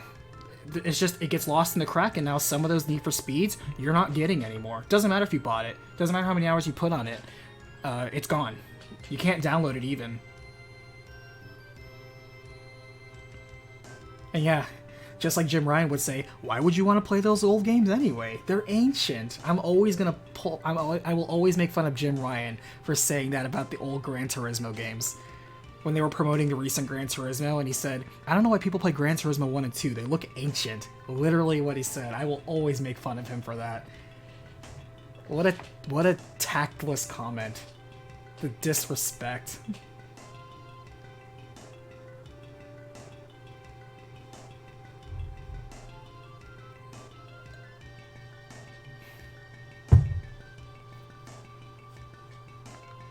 Left for Gold Island. It's northeast of here. Okay.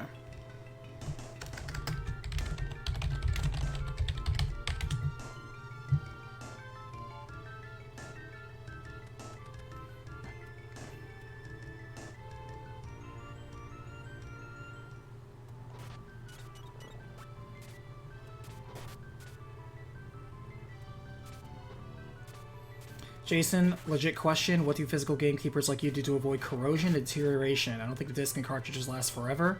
Do you eventually dump them to digital? So here's what I do. And you're right, nothing lasts forever. Just like these old bones of ours. Every single day we die a little more, am I right? All you can do is just do the best you can to limit wear and tear. And preserve it as best you can. So I minimize how much I use my physical discs and use digital alternatives, either A, through emulation, or B, if there is a modern re-release of it, like again, Secret of Mana that we're playing right here, I'm going to go for that instead of whipping out all the old hardware. I'm purely keeping it for selfish indulgence. I'm fully aware of that. But at the same time, that's all you can do. Like I said, it's just like trying to take care of your existing body that's aging and getting a little bit creakier every single day. If you are not above the age of 25, you will understand this too someday.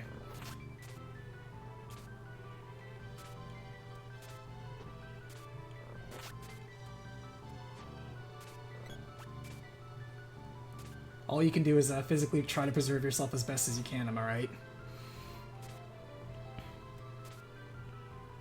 Okay, F that B. Let's leave.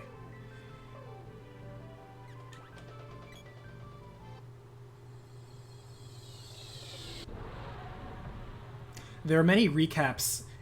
First of all, every single game I've recapped, with the exception of the couple that I did no part in, such as Before Crisis, because it literally doesn't exist. Which is interesting that Ever Crisis is going to touch on it, because that's an example of a full game that has lore that is completely relevant to a major franchise, yet it doesn't exist. Only one playthrough on YouTube that has a fan translation is the only existence in English of this game. Mobile games have the biggest risk of just drying up and disappearing. For real. And ain't no one preserving most mobile games. If anything. Because how can you? It's a server-side game. You can't really preserve it.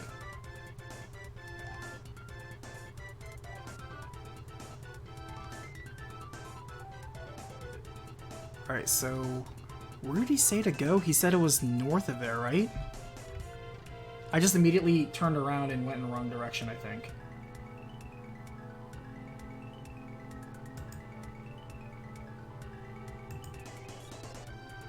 Gold Island is... Oh, it's in the middle of the map. Okay.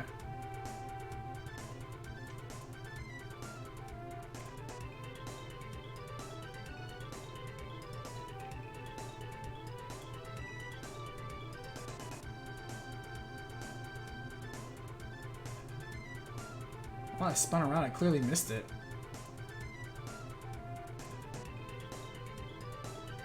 There it is.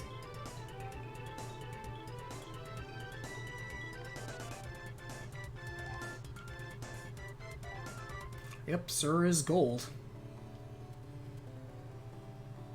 This is the Empire's Gold City. Called Gold City.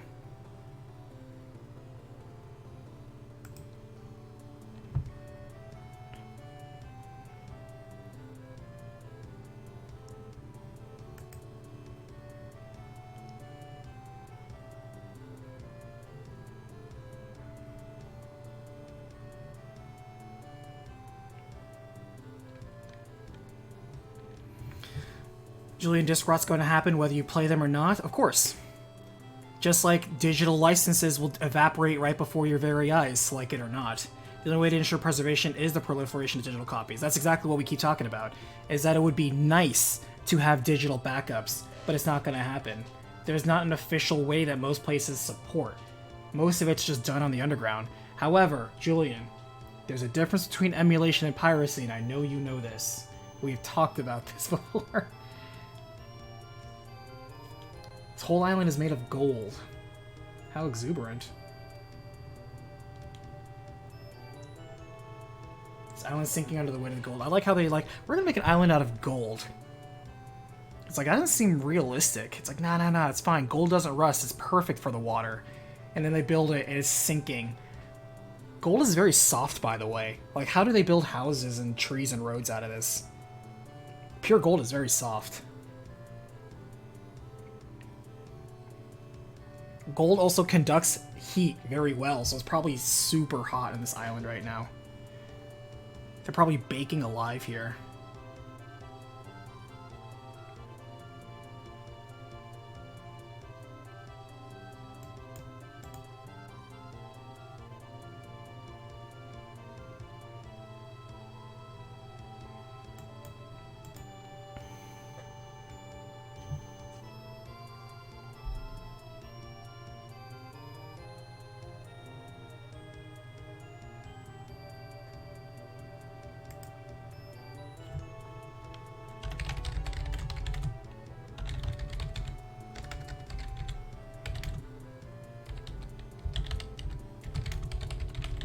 Why did they make one in the middle of the ocean, out of the way? Like, they already had an imperial capital.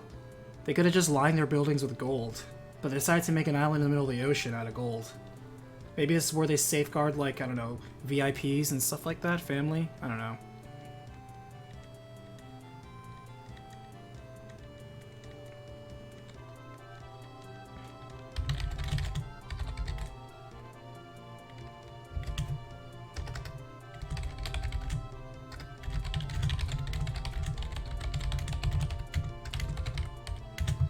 Okay.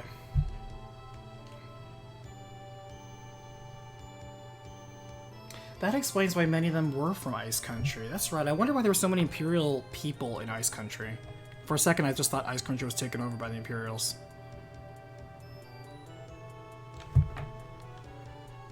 Okay. That looks important. Oh, nice. Let's see what's new. I feel like we just upgraded our gear.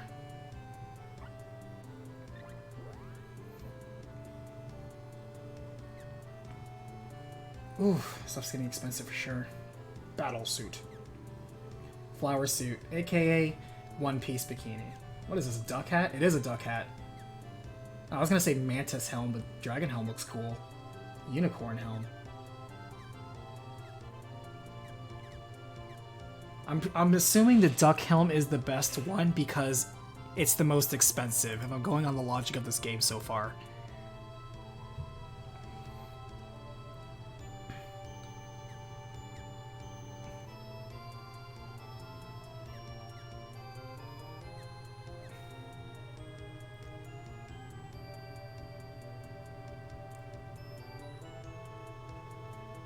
These are 30,000? That's fine.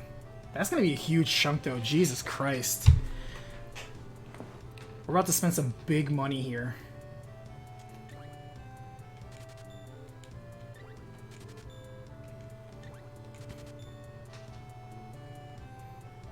Oh, there goes over half of our money.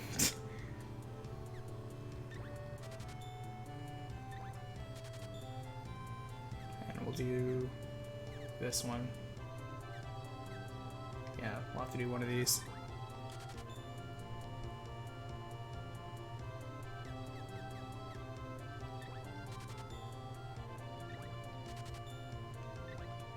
Well, easy come, easy go. We did have 168,000, and now we're down to 18k. That's how money goes.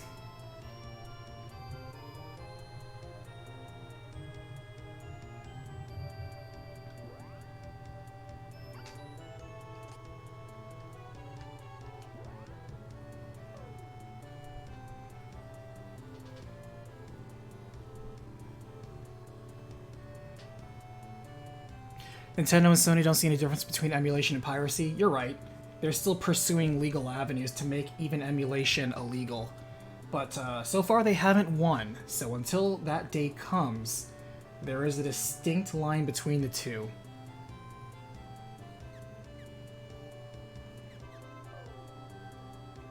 But you're right, the general attitude, especially Nintendo. Nintendo's very much like...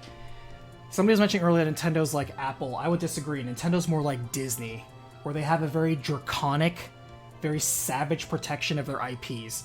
Now, while that has preserved the value of those IPs, and their IPs are the most valuable on the planet, it's not even close. It is a very draconian way that they do so.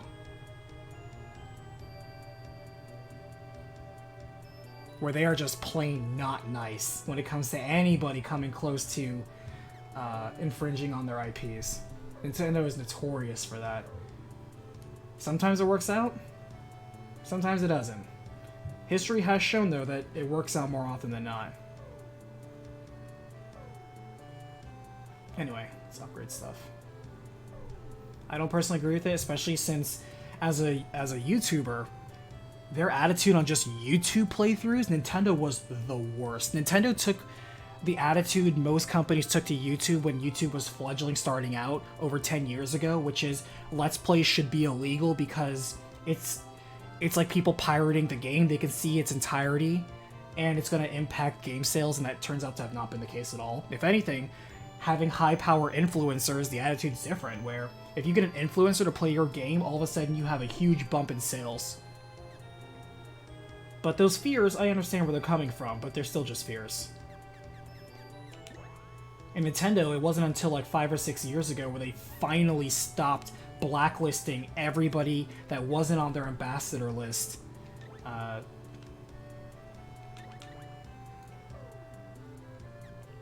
To actually post videos about any of their games. And that caused a huge rift between many YouTubers. I don't want to be mean, but there's some people that sold out to Nintendo early on, and I don't respect them for it, shall we say. But that's a completely different discussion.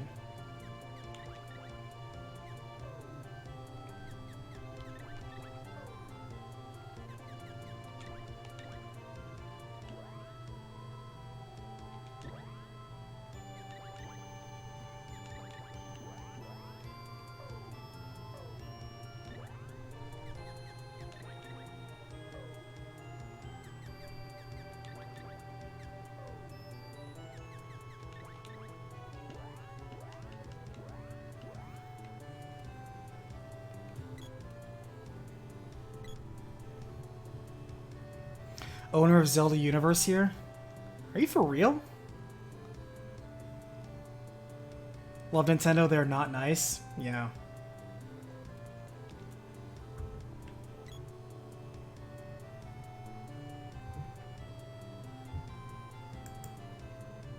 I've checked out Zelda Universe.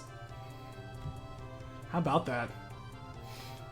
But yeah, in that case, Jason, you especially know the draconian way that they were when they were handling YouTube years ago. Because I'm sure you experienced that firsthand. How you had to be part of their nonsense ambassador program, get everything personally viewed by them, and they took a cut on top of the cut of the videos you were already putting out on platforms. It's absurd. That's why I didn't do any Nintendo-based recaps during that period, because I'm like, F that, I'm not playing for that game. I'm not converting a separate channel just for Nintendo IPs that you then have to scrub first and then take your cut before I see anything. How absurd was that?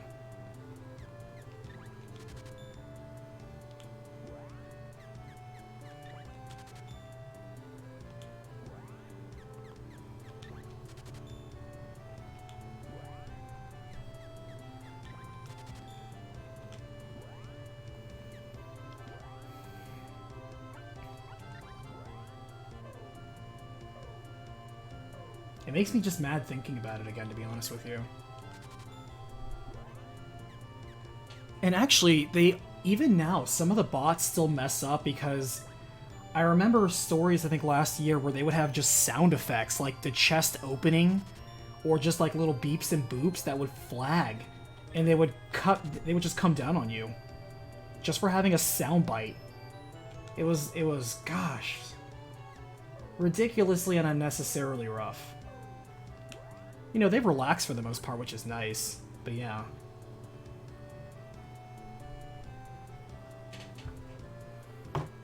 Alright, let's see.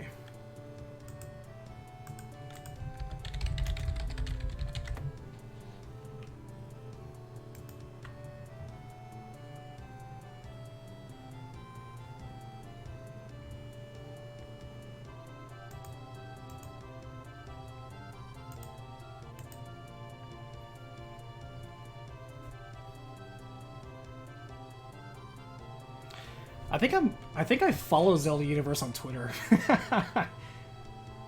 Because I too am a huge Legend of Zelda fan. It's my favorite series. So I feel quite passionate about it just like you guys do, Jason. And yeah, I remember the Zelda remix thing. God, I still have those albums, by the way. The Zelda remix project was fantastic. They did a great job with that. So good. And yeah, I remember them getting a cease and desist. It was like, golly. It's brutal. But yeah, hey, high five, Jason. Great work with Zelda Universe. I'm a fan of the work. Legend of Zelda is absolutely one of the recaps I can't wait to do. Any excuse to play those Zelda games again, especially for... You know, just for research purposes, we're going to keep the flower suit on. You know, research purposes. We're going to keep it alongside the tiger bikini.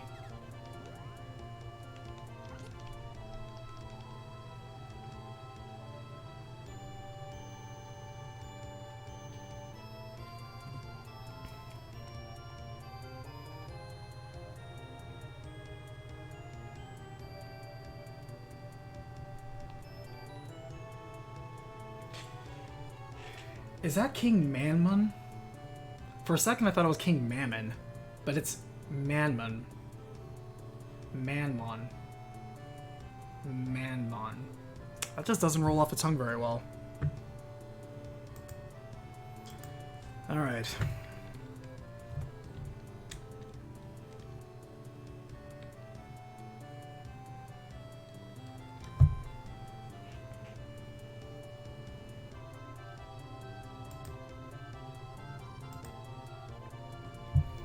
You still have your Kickstarter album sitting on your shelf? Nice. Good stuff. No use holding on to the past. What's happened, happened. Negative feelings will only hold you back, and I take nothing personal. I'll have to play Genshin. Yeah, you're right, Elk Noah. No use crying over spilt milk. However, you can always learn what caused that milk to spill in the first place. The past is for learning, not for living, as a smart person once said. I think it's okay not to, you know, be embroiled in the past and let those emotions guide you, but you let the wisdom that comes from it teach you. Such as the fact that PlayStation shouldn't be getting too haughty of themselves, because that's exactly what caused problems for the PSX system. Not the PS1, but that PSX. If you remember the PSX was that console that they tried to throw out there and was supposed to be an all-in-one multimedia thing, ironically like the Xbox One. And it failed. Bombed. Just don't get too overconfident.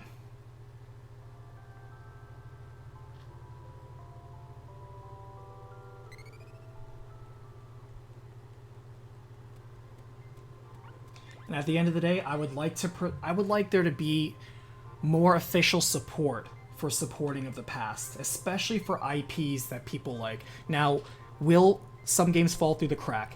Absolutely. Are we going to lose many of them? Yes.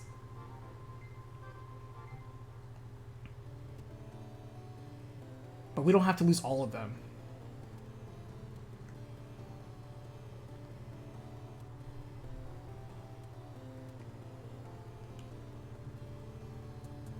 Where did he find all this gold? That's a good question. Is there a gold magic spirit somewhere I should be aware of?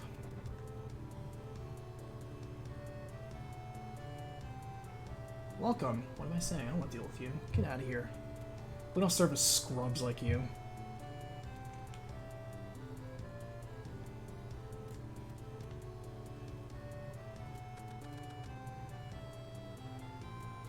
Be quick to forgive, slow to forget. You know, Julian, that's also good advice. Ah, somebody brought up Earthbound. Ah, that's right. Because Earthbound, if I'm not mistaken, they had one installment added on, because you had Earthbound on the SNES Classic, and then you had that, was Mother 3 put out on the, wasn't it put out on the eShop at one point? Or am I misremembering?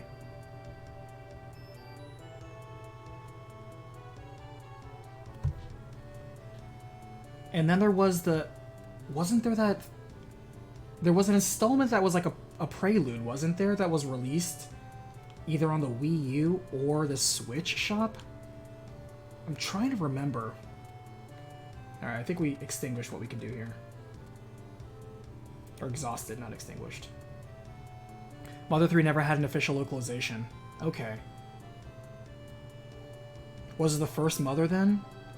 That got ported? There was something in the Mother franchise that got an official release recently. I know there is.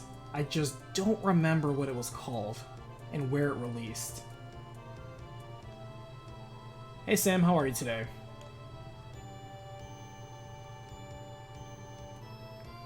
Oh, we're 2/3 done with this game? Nice. And Sam, since you are a wonderful YouTube enclave, I stayed up too late playing this game, grinding all my weapons.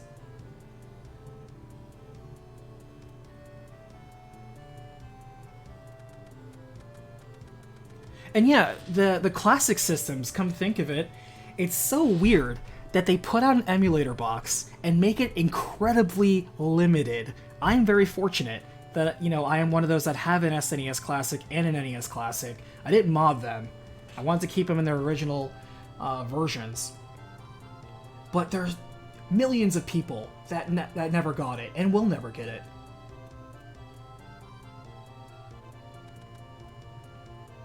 Oh, it's locked.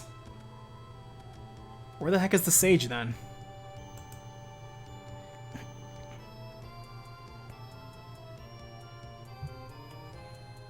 Did I talk to these people? Did I talk to that guy?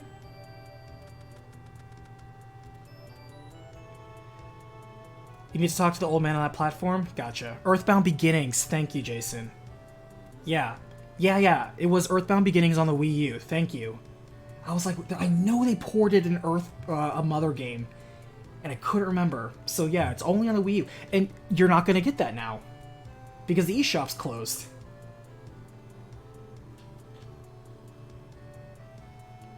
Is that the same guy? Did I just miss him? Yeah.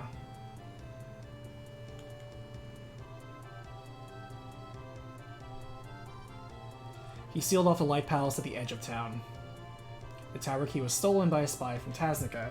Caught him in Southtown. Alright, so we gotta go back to Southtown. Oops.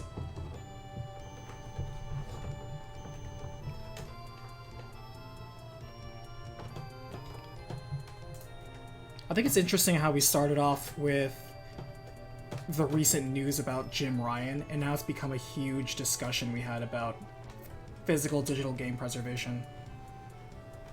So, yeah. Oh crap, I just knocked out my headphones.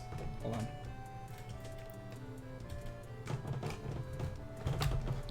Squeaky chair action coming in.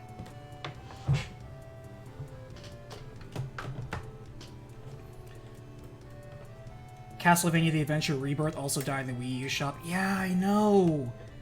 That bummed me out a lot. Because Castlevania the Collection that they put out on the Switch is nice, but it's not all of them. And it's not all the versions either. Because yeah, Castlevania The Adventure, which by the way, low-key, Castlevania The Adventure, both the Game Boy games, really good music. Short games, not the best controls, really good music. People overlook them when they talk about best Game Boy musics or best Castlevania. They had a lot of good ideas in those games. Yes, they were limited by technology, but that's what that remake was for. That was a good remake. I liked Castlevania The Adventure. So. Alright, so we gotta go to Southtown. Let me write this down.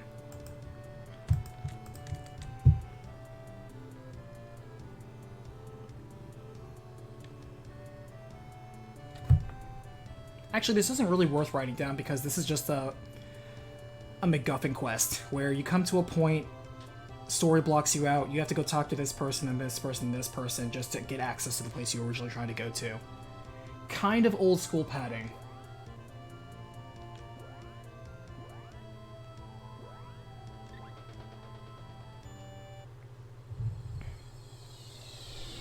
Have a good day, Alessandro. Good talk, by the way. And yeah, Sam, I was talking about how, because patrons always get a way to get a poll every single month to talk about which recap we're going to do next, and I don't have anything similar for the YouTube crowds and wonderful members like you that support me on YouTube. And I was thinking, why don't I just do this, and you guys get to choose the next game that I have.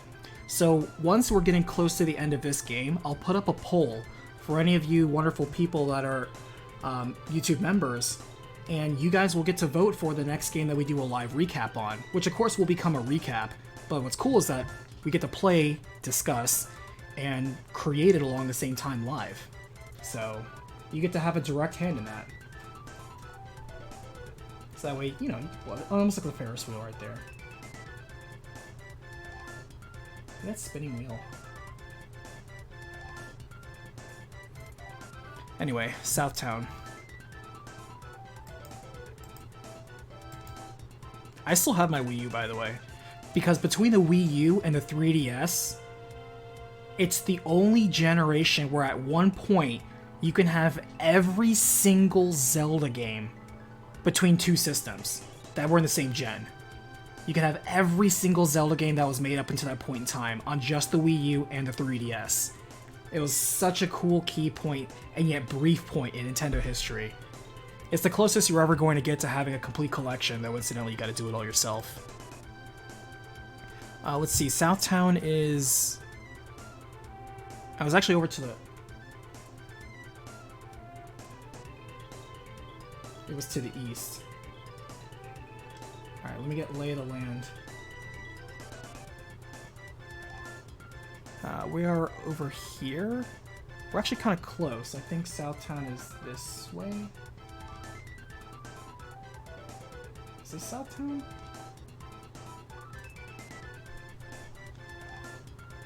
I think this is Southtown right here.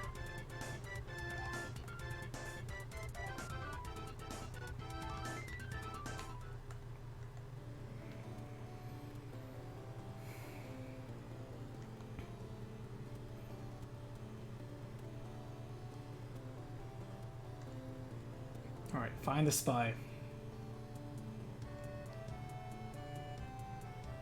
Alright, so yeah. I remember Mara mentioning that her husband was caught. Oh, just found it. Okay, well, thanks. I'll get my revenge. I poisoned their water supply. That doesn't seem ethical. Okay, well, that was easy. First try, by the way. I didn't even know where I was going with those houses. You know me, I'm just getting lost all the time. Alright, so now we're going west, due west, back to the island. Yeah, Mode 7 stuff, they're doing good work with this Mode 7 stuff. I love how they realize the world map with Mode 7 like this. This looks great.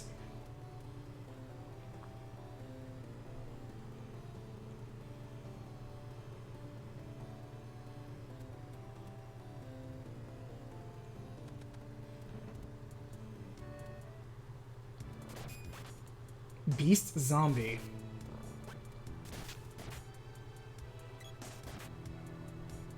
Gold Tower's a series of boss fights? Oh boy. Isn't that just like the, where were we? Where it had like 4 or 5 orbs in it? Seems like that all over again. Alright, so since it's gonna be a long dungeon, let me quickly save. And we're going to take a quick break. Everybody make sure to stay hydrated. I'll be back in just a minute.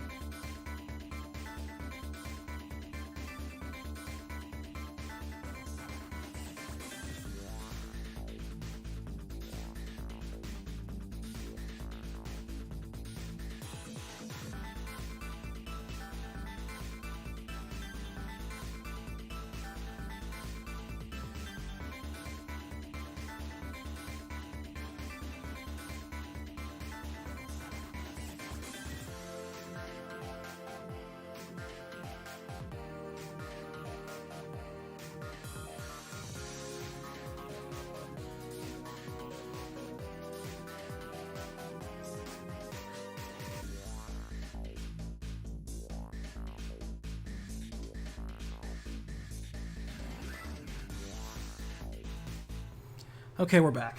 Let's jump in. By the way, I was reflecting.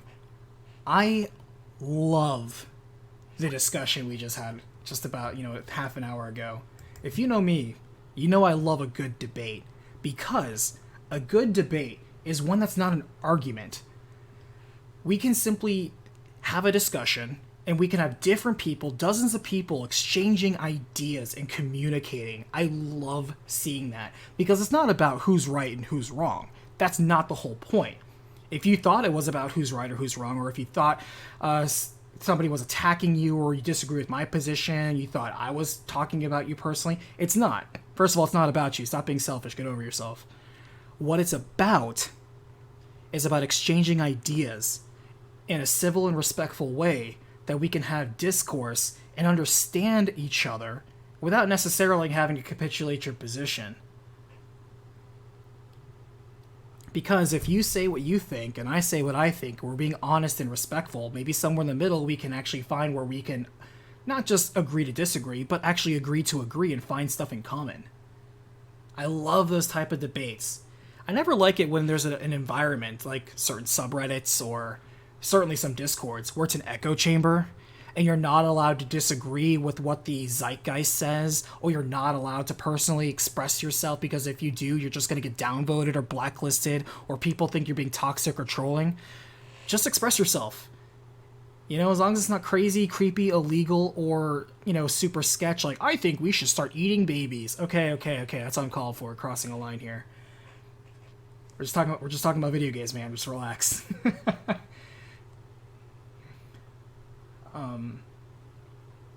It puts a smile on my face. I love when I can have discussions, so I want to say thank you to everyone in chat, because I always feel like a surge of energy, of creativity, where I can hear and listen to different perspectives that I may not be aware of, or points that people have brought up that, like Gabe and Julian, Alessandro, and, Jason and Shadows, where you may not necessarily agree with me, but there are some places where we can find common ground and just move forward from there. I love those type of discussions, so thank you for enabling that. You guys all deserve high fives, because not everyone can be as, I don't want to say well-behaved, but certainly as emotionally mature to conduct themselves that way. So many people think, I'm just going to shout my way through life, and if people disagree with me, then that just means they're dumb, or their information is wrong, or they're all idiots, and I'm the only smart person in the room. Yeah, no. You guys are better than that, so makes me proud. Because, hey, I'm here, I'm just streaming. I was going to say what I was going to say anyway.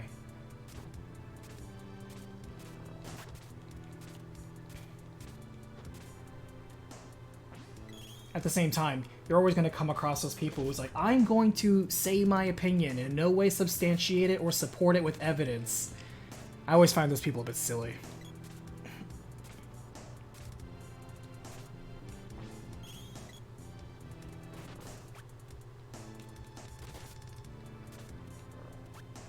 Although I have to admit, there are many times in a discussion where I agree with the dominant argument, and I love to play devil's advocate and just argue the opposite end. Not because I necessarily believe that point, but I want to see if you believe your point and can actually back it up. I think that's just as interesting. Shadows, are we starting babies? It solves population problems. What is that old piece? An inconvenient solution, where it's basically we should just start eating our elderly and problem people in society. What was it called? The inconvenient solution? I can't. Something like that. And there's that whole Soylent thing. Yeah, so you got that going for you.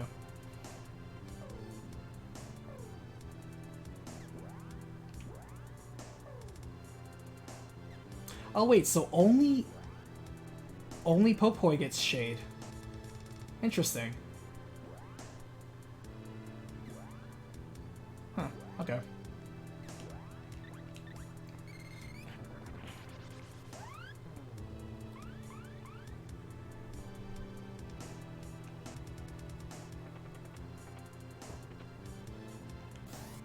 Ah.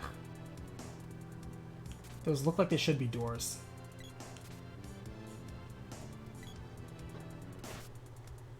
Don't they though? They look like stained glass that should be doors.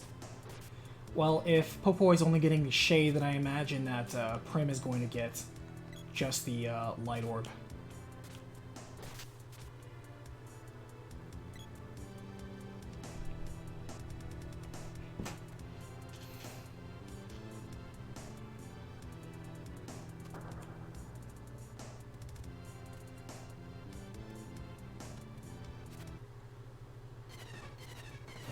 Oh, whoa, whoa, whoa. Oh, it's the tiger dude. We haven't seen him in, well, literally forever.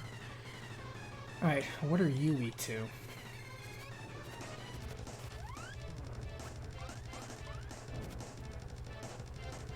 Nothing. Okay, that means we're gem missiling you to death.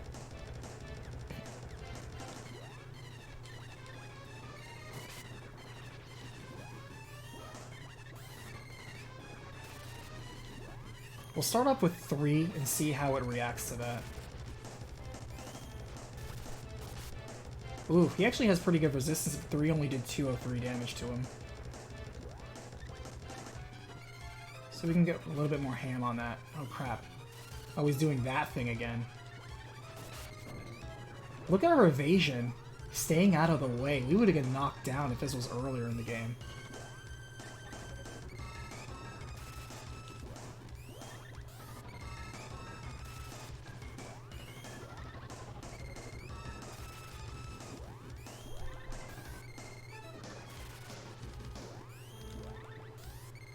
So we're gonna do 5 and see how that does.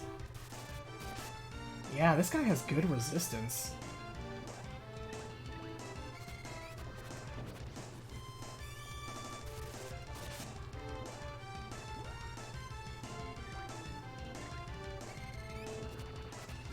He's jumping all over the place. I don't think I could target him.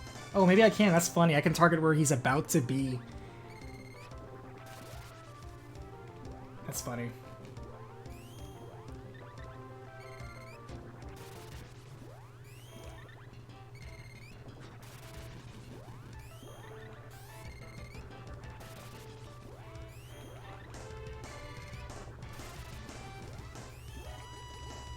Oops. Reload.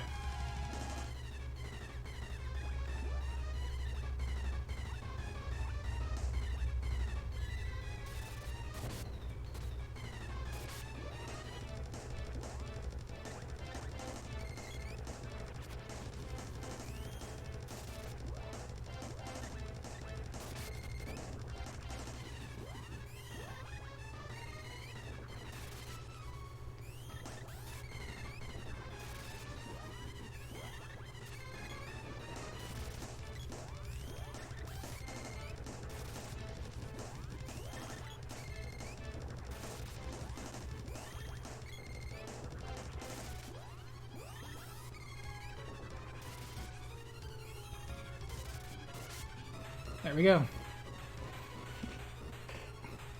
Julian, I remember when the fan of the Last Guardian came in. Oh god, I remember that guy. And he kept asserting his position. I'm like, that's fine. Just justify your position. He couldn't justify his position. He was making purely emotional pleas.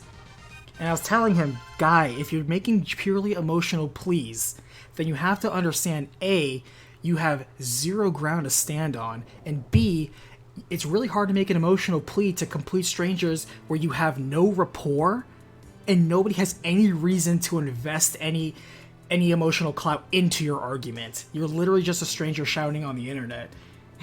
I tried to help this guy. Oh, remember the kid when we were playing Spiritfarer who tried to troll us? And I'm like, kid, I don't know if you realize, but my average crowd age is 20 to 35. And I know you're half the age of that, so feel free to troll at your own risk, because this chat will eat you alive, and chat ate him alive. Chat didn't even go hard on him. The kid was just trying to be a troll and failing substantially. I was like, kid, I warned you. I didn't even have to do anything. Kid, like, you can try trolling, but all of us are a little bit more hard-boiled than that. I try to give him advice, too. It's like, here's how you can try trolling people. Oh my gosh. Good stuff. Alright, let me know that I'm not missing any orbs, because if you say there's like 4 to 6 orbs in here, then I want to make sure I don't miss them. Although, like you pointed out, like Harvey did and other people did. If I miss one, the next orb chest that corresponds to that orb will have 2 instead of 1. Which is, again, very nice forgiveness. I appreciate this game. Yeah, we were throwing softballs, Shadows. You guys didn't even go hard on him. That kid was trying so hard to tilt people, and he just wasn't getting anywhere. I felt bad for him. I was like, oh man, his trolling game is so bad. It's almost borderline cringe. Where it's like, oh god, he's trying so hard. You can tell he's trying so hard. He's like, please somebody, please be mad at what I'm saying. Please be offended. Please pay attention to me. It just wasn't happening. We're just like, we know what you're doing and it's not working. You're not very good at this. Funny times. Anyway. Let's save since this is going to be a boss rush. Oops, I don't want quick load. Nope. Back. Quick save. Almost shot myself in the foot there. So, oh, that was a surprise. I think it's the first time an enemy has actually appeared behind a wall or a door. That's never happened before. Also, what the hell is happening?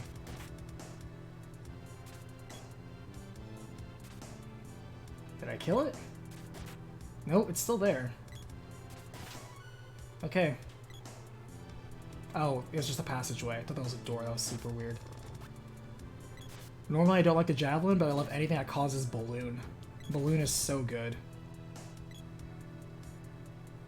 Balloon just shuts down mobs. It's so nice.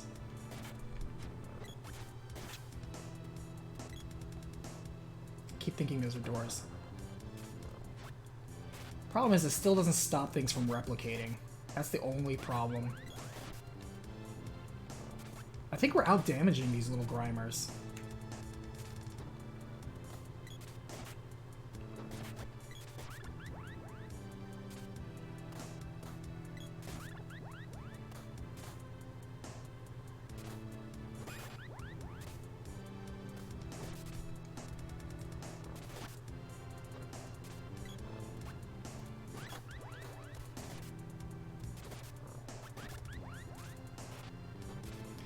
I think emotional appeals are valid when discussing games. Art appreciation is highly subjective, not an effective way to sway others. Well, that's my point, is he was attempting to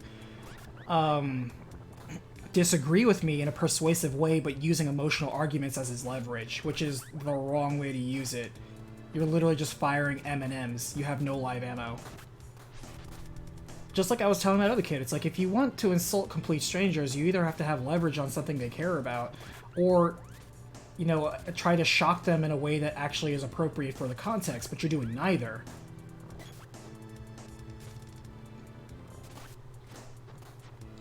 You're literally just a little kid who goes in and shouts a word that you think people are going to be scared or shocked at. I'm like, I don't know if you realize this, but yeah, like GH over there is saying, we're Blood Gulch veterans, man. We've seen and talked worse. This kiddie stuff here, man.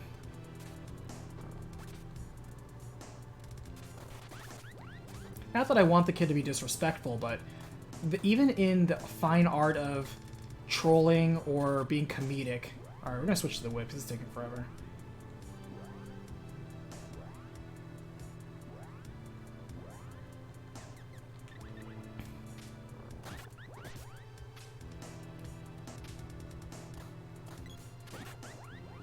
There's just more effective ways of doing it, and we're just trying to help the kid out. Hopefully, he found a Discord or subreddit where he can effectively troll others.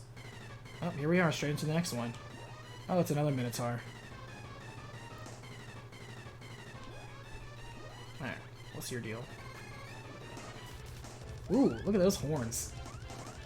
We actually have longhorns like that here in Texas, where they are ridiculously long. It's like, Jesus Christ, like a 10-foot span. They are massive. If you actually see a longhorn bull, it's crazy.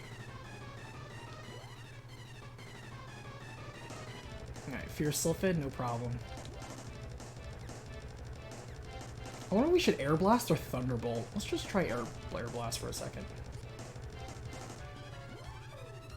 I can't target him, I guess.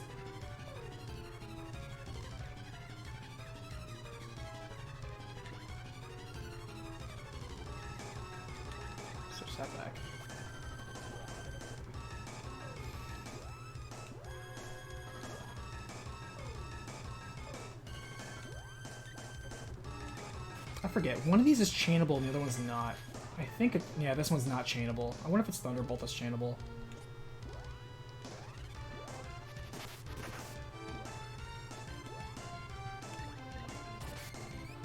That did a lot of damage though.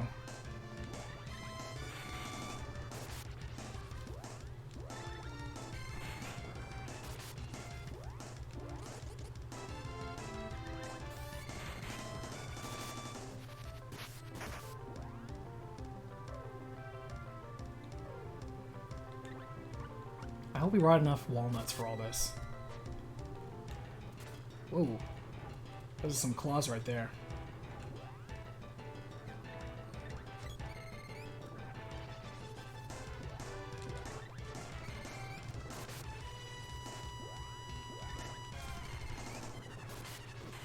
Done.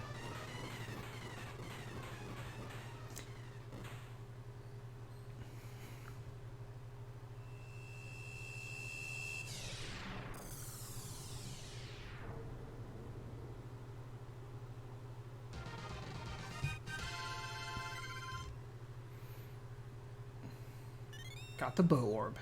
Way to go.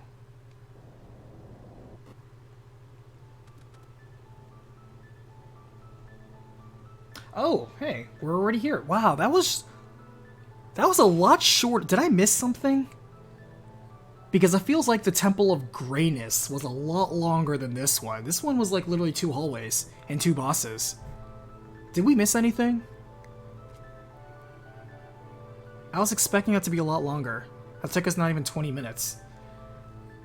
Julian, you just texted the Texas, or Google the Texas Longhorn you weren't. Yeah, exactly, right? There's a couple on a ranch down the road from where I live. I pass by them like, man, how do you guys carry that weight on your head? Lumina. King was robbing me of my power. He was forcing me to make gold. Oh, that's terrible. By the way, do you have any spare gold you're not using? I mean, I'm not trying to ask you to make gold. I'm just saying if you already made it and you're not doing anything with it, you know, the adventuring's expensive. You know, I'm just saying.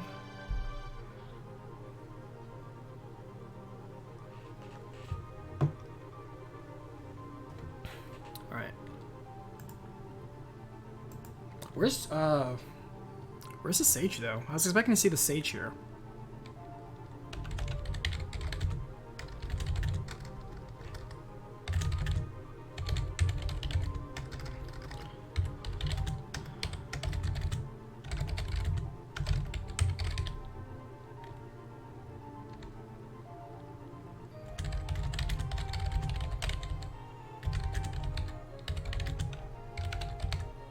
Watch, we rescue Lumina, and Lumina's power was sustaining this island, and the island sinks into the ocean now.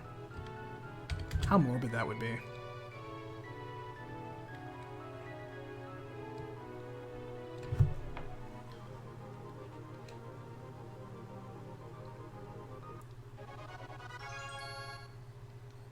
And I'm not going to forget to touch the seed this time.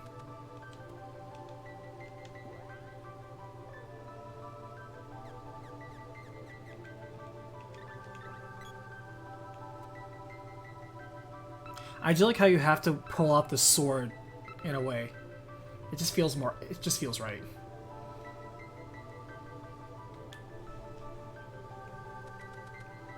And just to double check. Yep, there we go. Looking good. So we have pretty much the standard assortment of elements for an RPG. Earth, air, water, fire, and then light and dark. It looks like there's space for a few more, though. How many seeds were there? There were 8 seeds, aren't there?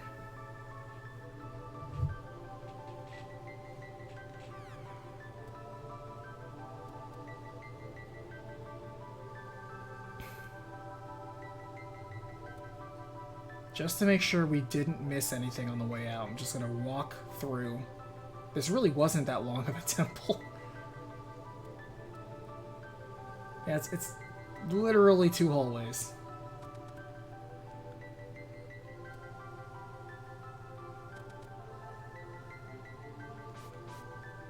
Welcome back, Alessandro. How are you? Just backtracking to make sure I didn't miss any orbs on the way out. But I don't think we did. Yeah. Moon and tree. I would not expect moon, that's for sure. Tree orb. Perhaps mana tree orb? That's a creative name. Alright.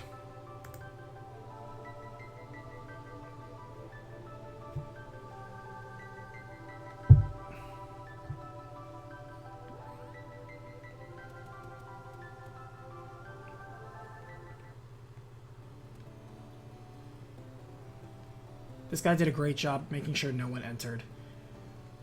Okay, well... let's heal up real fast.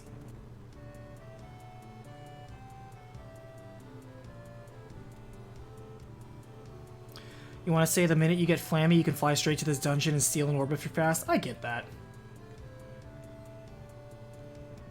There are certain ways to, you know, go out of sequence, quote-unquote.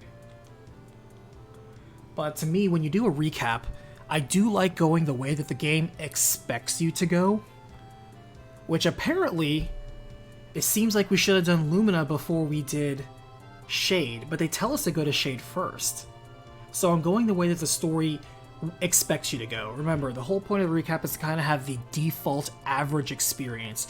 It's always a testament to the game that you can actually have more freedom to make choices that reflect your individual journey. To me, that's great. That's a testament to the strength of the game design. That it's not so linear as the way the story is told, but the way I go is the way the story expects you to go. That's what always cracks me up sometimes when, and I know I'm going to get it when I post Persona 2 in a couple of days, where somebody's gonna say, did you know you can actually do this instead of this and you'll get this result? I'm like, I am aware you could do that. However, that is not what you choose to do to reflect the story. For example, I'm aware that you can get Nanjo to cameo in the first game if you let the principal die. But to me, it seems more appropriate for the context of the story to have the principal live and have a comeback redemption story at the very end, rather than have a cameo of a character who does appear in the next game, but doesn't really have reason to be so in this first game.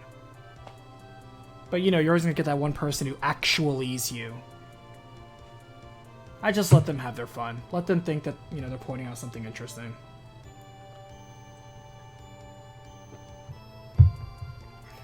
No use arguing over it. Again, I'm just here to tell a story. Just the facts.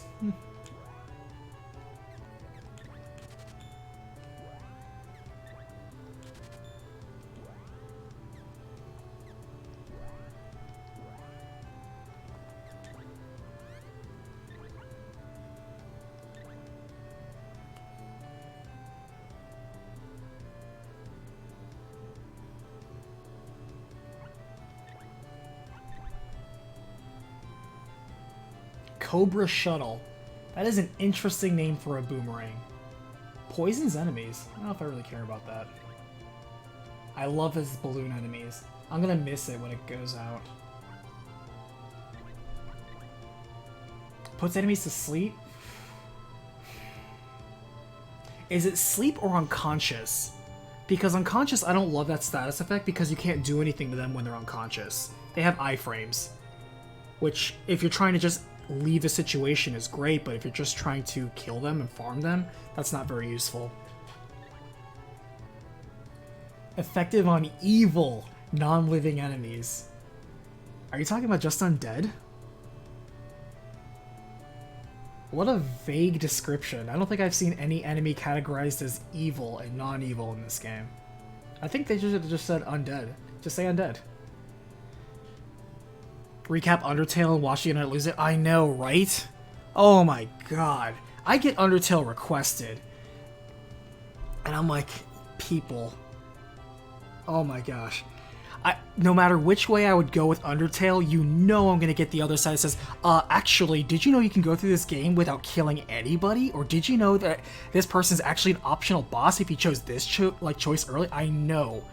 I know. Oh my god. If I'm going to do Undertale, I'm going to do it in a very cheeky way that somehow tries to appease both camps, and both camps will still be upset. I promise you. Oh my goodness, Undertale. That's why I don't do games like Mass Effect. Because the whole point of games like those is that it's about your individual journey. Yes, the core story points are going to be the same no matter what you do, but the individual pathing that you go and the choices that you make and the dialogue habits you have, the part that makes the actual journey and story interesting, that's individual. That's why I'm not interested in doing those type of games. Way more trouble than they're worth.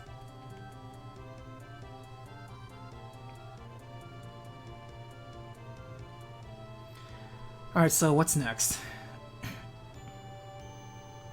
You'd have to do 3 recaps in one. You know you're talking me out of it, right? Julian, I thought you had a rule about canon endings being criteria. That is true. Actually, does Undertale even have a canon ending?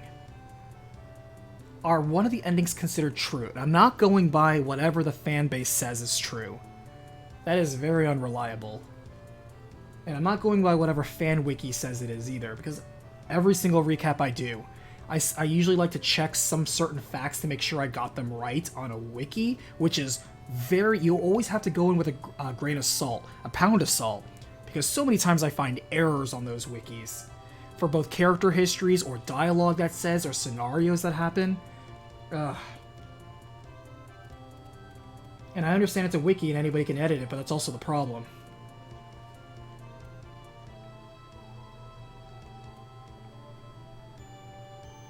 Because sometimes in some of these RPGs, you look at something, you're like, what the hell did I just see? Can I get someone else's take on this? And someone else's take is so different. I'm like, I don't agree with your take on this. That's kind of a long shot. Oh well. Anyway, let's go back to spoiler-free Undertale recap. It's a Blink video. That would be a good April Fool's. That might be a good April Fool's for next year. The Undertale recap, and it's just blank. It'll be like 30 minutes of nothing happening. Or just like the word determination.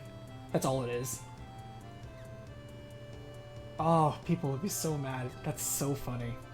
I'm halfway tempted to do that. Alright, let's go back to Jack and see if... Because we didn't see Jock here, so maybe he returned back to Jack. Where were those guys? Where was the Lofty Mountains? Lofty Mountains were to the west, I think. Southwest.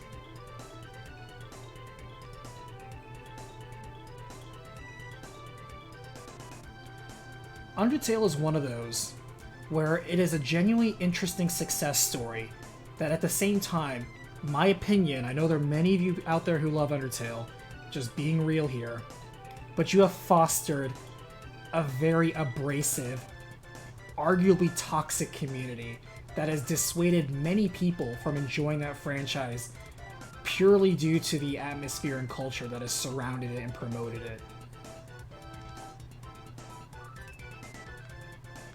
It always boggles my mind when I see communities that eat their young. Where it's like, you have to enjoy the game our way. It's like, what is wrong with you?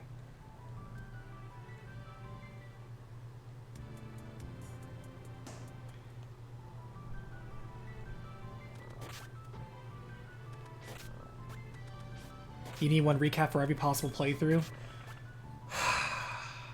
So, I've done that for Fate, but the reason why Fate did it is because each of those routes is a complete game that actually plays off the other two routes.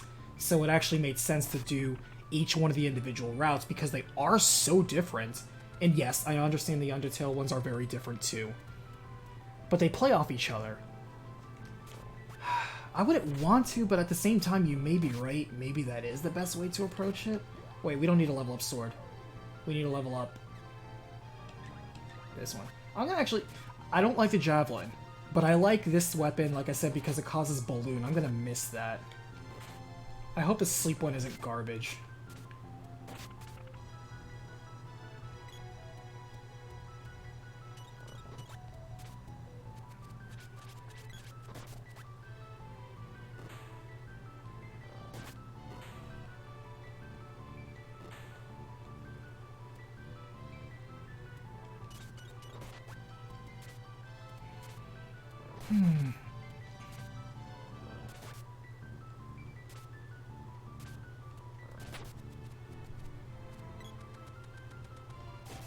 Yeah, as I've said before, I'm not keen on that. If the author comes out, by the way, what's his name? Toby Fox? No, is Toby Fox just the guy who did the music? If the guy who actually made Undertale comes out and says, I made different routes so you could experience your own journey. However, I think XYZ route, to me, was the true ending, then I would recap just that true ending. But correct me if I'm wrong, chat, but I don't believe that, such a statement has come out ever.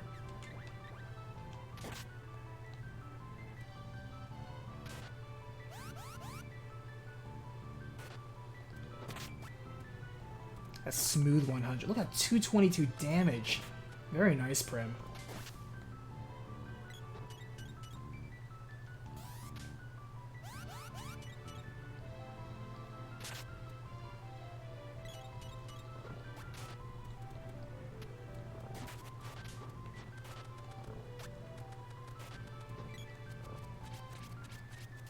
Toby Fox is the sole dev? Okay, so he did the music and everything. Which, by the way, is very impressive. No matter what you say or think, that is very impressive to not only... Anybody can start a project, like making a video game, but very few people see it to completion, much less to the success that Undertale's had, good, bad, or indifferent. So, hats off to individual creators like Toby Fox. That to me is very impressive. They are the incredible exception, though. So...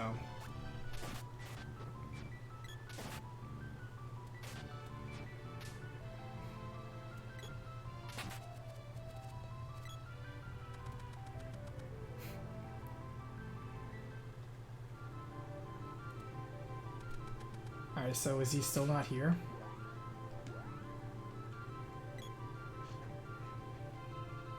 Everyone's surprise. He went to the Moon Palace.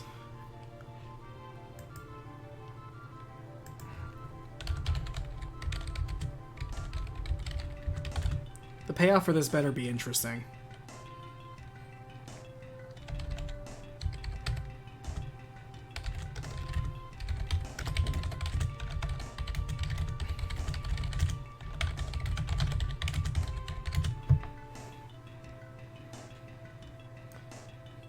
Scott for Five Nights at Freddy's. Yeah. Again, yeah, props to him for being the sole man to make all that. Say what you will about that series. It floats eerily in the Sea of Wonders. At Kakara's Desert's End. The Sea of Wonders. Was that weird purple thing we flew over?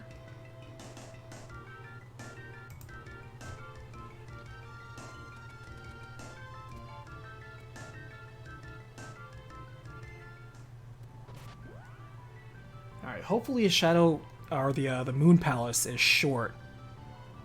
Like you say it is. Because if that's the case, that'd be a great stopping point. We'll knock that out of the way, and then that's it. Won't see you guys till Wednesday. Because in the meanwhile, I'm going to be editing my butt off to try to get Persona 2 Innocent Sin out. Man, when I put... speaking of communities that eat their dead... If you're on my Discord, you know I make fun of them all the time because they deserve it. I'm one of those that I love the Shin Megami Tensei series, and I love the spin-offs too, including the side series and obviously Persona. Like them all. But man, that community is so divided on their own volition. They beat themselves up, and I just cannot fathom why they think that's healthy. They beat themselves up, want to gatekeep people, and they turn around and wonder why the Shin Megami Tensei series is not as big or prolific as they want it to be. It's like, don't you realize you're beating up people that genuinely want to come into your community new? It's like the Zelda. It's like I said, I love Zelda. It's my favorite franchise.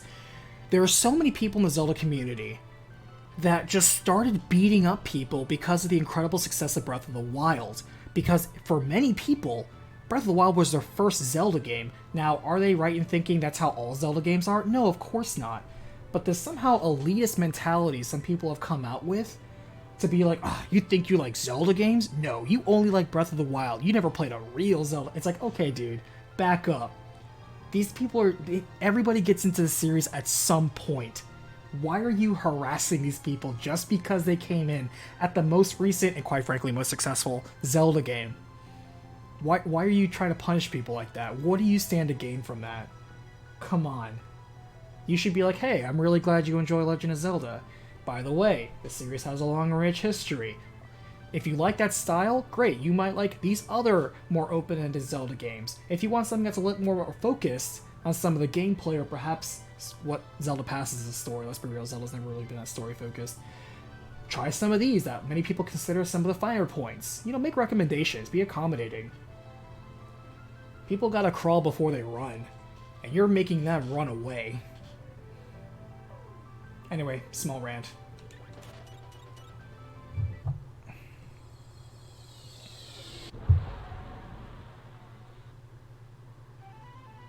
It's the purple thing in the desert? I thought so. I remember seeing that purple thing. I'm like, what the heck is that purple thing?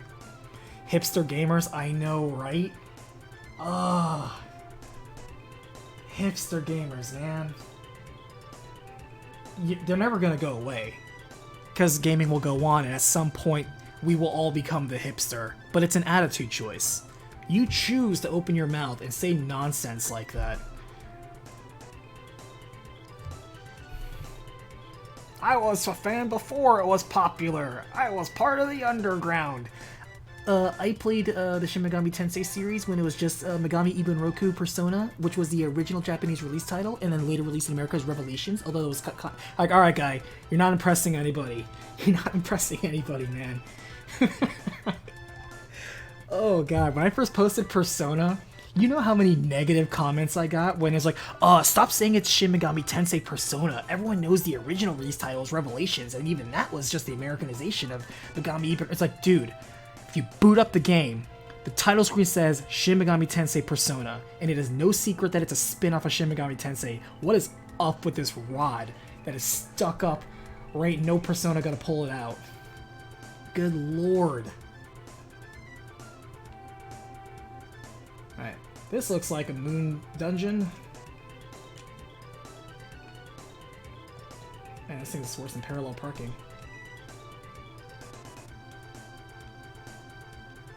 I can't park there, can I? I'm gonna have to go somewhere near, aren't I?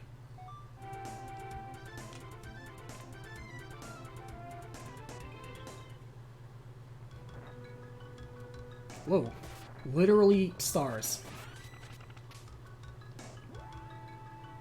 Man, she already punched her way to level 6 already. That's what I love about Prim.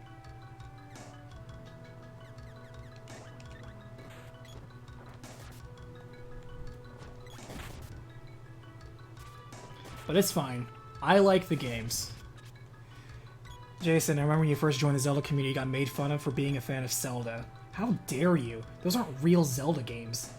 Don't you know that if you open the dictionary and look up Zelda game, there is a very clear distinction on what is and is not a Zelda game. So if you can't understand the difference, you need to get out. Man, there's some people that smell their own farts like that. Good lord.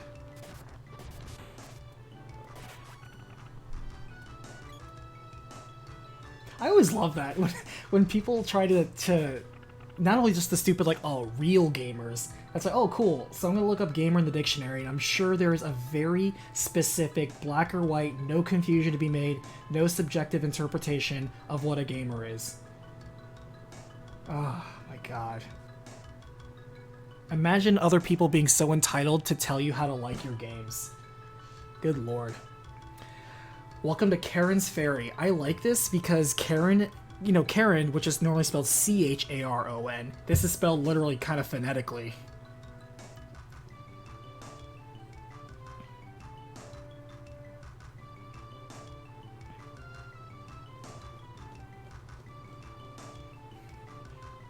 This is the Spirit Fair, by the way. There's a lot of nothing in the palace, don't get lost. Too late. I don't know if you know who you're talking to.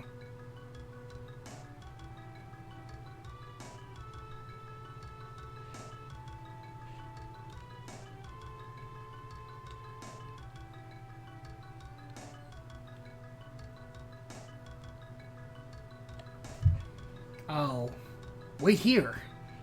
That was an unexpected exclamation point at the end there, Karen.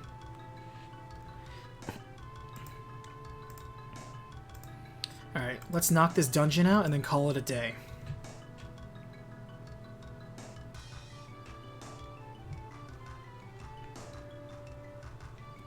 He says there's a whole lot of nothing. I hope that means that there's... It's a flying spaghetti monster.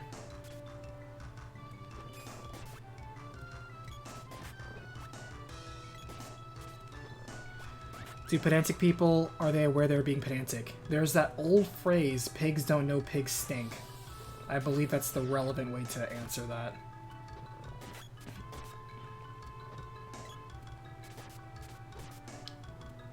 I really do hope that one day mankind just invents this universally accessible network of information. You know, maybe to put a bunch of knowledge and resources together that people can kind of access. Just if they can just kind of web together their networks, some sort of internet, if you will. If only they could just invent something like that, then people could actually just readily accessible the input and discussions of more authoritative sources rather than... Oh crap, I should have checked it. Ah, I fell for that again. Yeah, if only there was just some way of looking this up that wasn't just based on people's erroneous conclusions. God, somebody needs to get on that. They just need to make something like that. I'm surprised nobody's actually done that yet.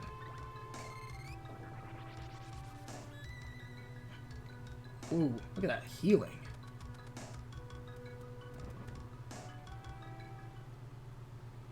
Yeah, Karen over here does not give hugs. Brutal.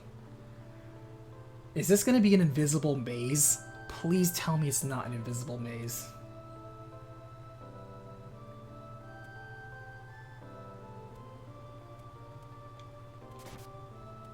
Marma Blue.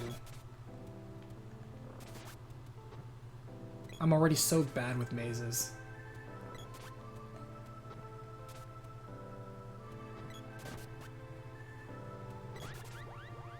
Okay, let's see what your deal is.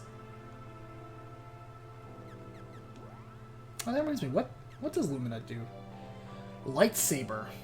Huh, that seems like a catchy term. Somebody should trademark that. Lucid Barrier, that's cool. Lucid Beam. I'm guessing that's an off...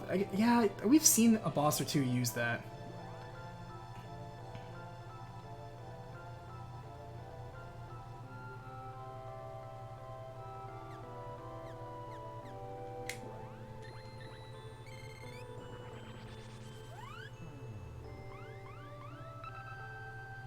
Lumina's magic will work. I'm guessing it's going to ask for Light Beam.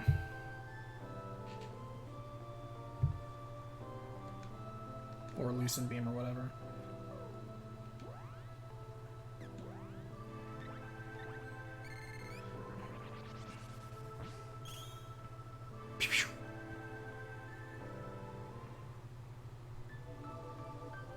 Oh wait. Is that literally it? Are we at the end already?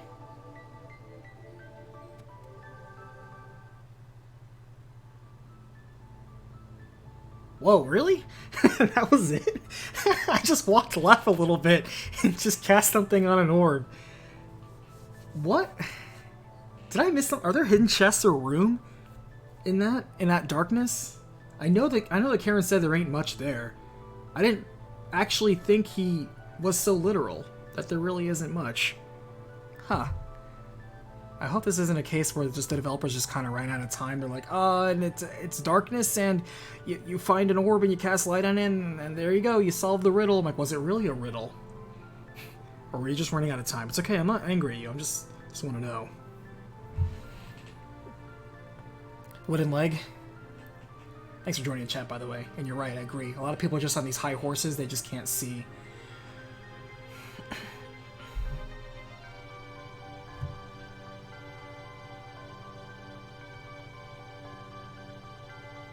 Luna seems a little bit more luminous than Lumina. Just saying.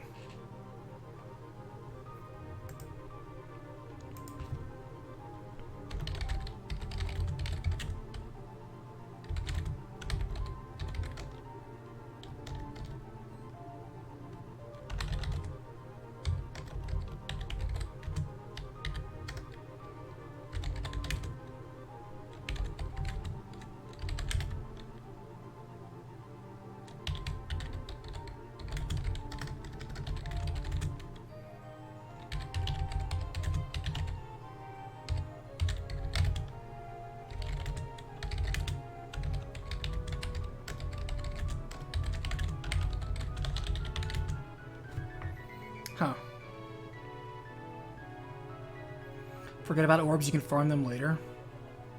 So there were orbs there.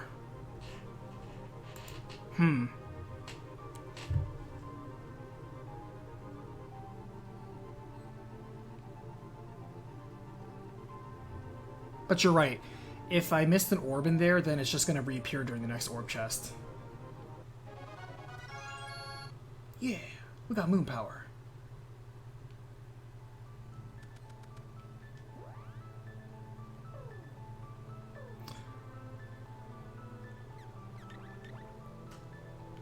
Not gonna say, a little bit weak on the palace there. I can't give you points for something like that. That was neither clever nor interesting.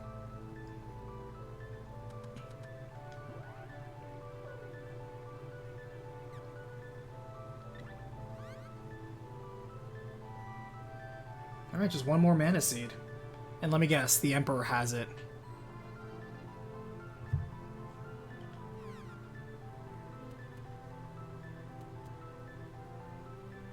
Or perhaps it's tied to the Mana Fortress or something.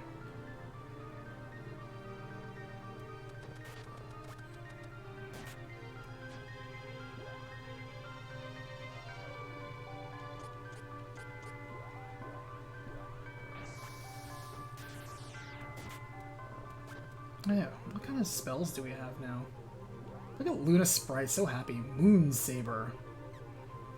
Lunar Boost. What the heck is that?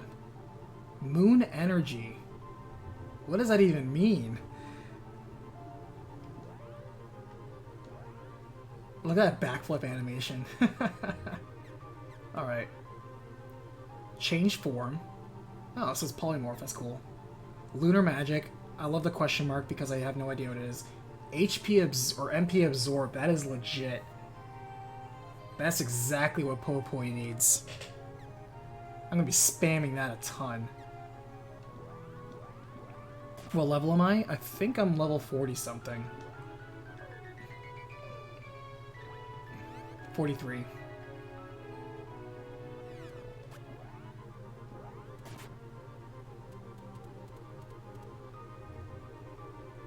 Alright, Karen. Back, I guess, we go. Alright, let's try to at least see if Jock is here, and then we'll call it. How much did we get done today?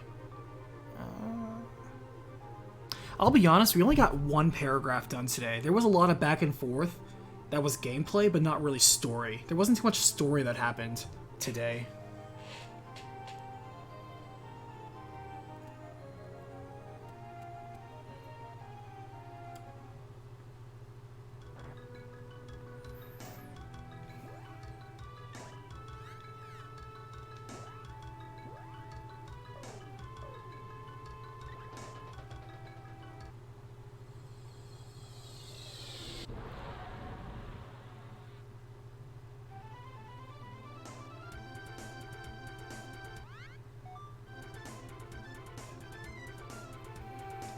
Okay, and I still have not memorized this world map yet.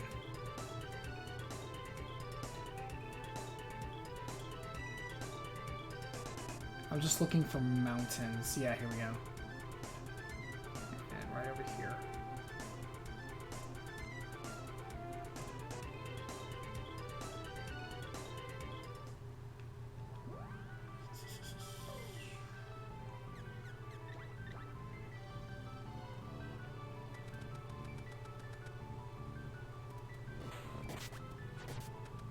Alright guys, leave them alone. Leave those bees alone. I just want to get these stairs. Leave them alone. I know you're very good at killing things. Leave them alone. Leave them alone. Just trying to walk through. Just trying to walk through. Just trying to walk through. Just trying to walk through. Just trying to walk through. Gosh darn it, Randy.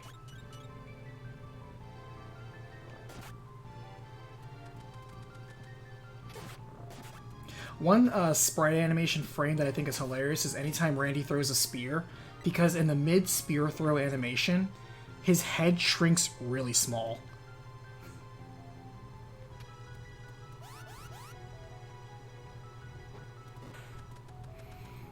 Nova Storm spoiler. Nope, nope, nope, not reading any spoilers. Yellow card, no spoilers, please.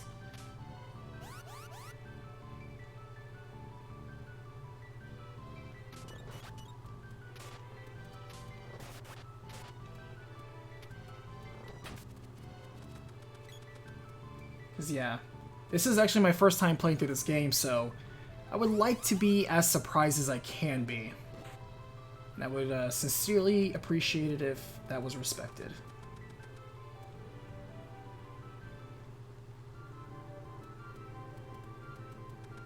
Alright, is Jock still not here? Still not here. Now he's gone to Taznica. I mean, I think Germa went to Taznica, or Gemma. Gemma went to Taznica already. But yeah, let's see.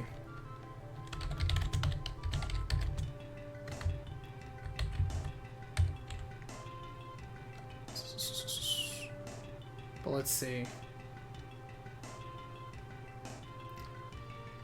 Sage Jacques is left for Taznica. The Republic's to the west of here, which I appreciate in giving directions. Again. So is Sage Jacques just literally traveling everywhere? I wonder if Jecht is literally just messing with us, or if Sage Jacques said, if they're literally doing a roundabout where Sage Jacques comes in right as soon as we leave. And he's like, crap, did I just miss the Mana Knight again? Yeah, he just left. I told him to go where you were. It's like, why did you... Oh, okay. Well, I'm sure they'll pick up the spirit there. Okay, if they come here and I miss them again, tell them to go to this place. I'm going to be there. I'm going to wait. You know, I have lunch, but once I'm done, I'm going to leave. But there's going to be a spirit there too. Okay, got it. And it's just a telephone game. A back and forth. That's what I like to think in my head.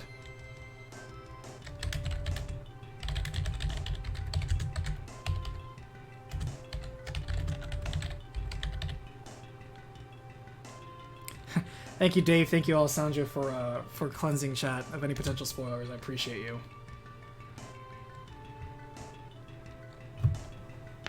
There are some times, and you'll probably know when I am doing a recap, and it's a game I already know about, so it's okay to discuss things there, but also at the same time, I don't think I'm the only person to be experiencing this the first time. During this playthrough, that is. I am positive. I've heard a couple of people in chat say this is also the first time they're seeing this game. And when I put out the recap, of course, obviously the recap, it's gonna spoil everything. But it will be the first time people experience this game. And for some people, they'll see the story, they'll like it, and hopefully want to pick it up themselves. It always makes me feel really good when I hear somebody tell me that they were inspired to play a game because of the recap. The recap didn't spoil the story for them. Or they watched to a certain point, and you're like, wow, I don't even want to hear any more. I literally wanted to play this game now and experience the rest of it myself. I love hearing that. I love hearing that. Sometimes people have really wholesome stories about games themselves. Like, I know one of you have told me about how you used to play this with your brother all the time, and I think that's a really good story. I like hearing that. Stuff like that makes video games feel like a good environment. But as you know, video games are terrible. They cause you to become violent and gambling tendencies. So we need to ban video games. It's what's polluting the oceans. You know how much ocean pollution is directly caused to video games?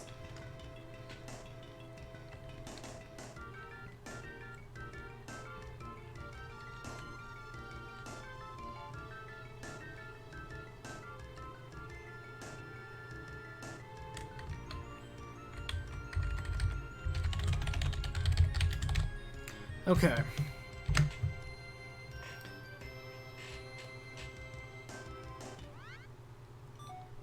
Good stopping point.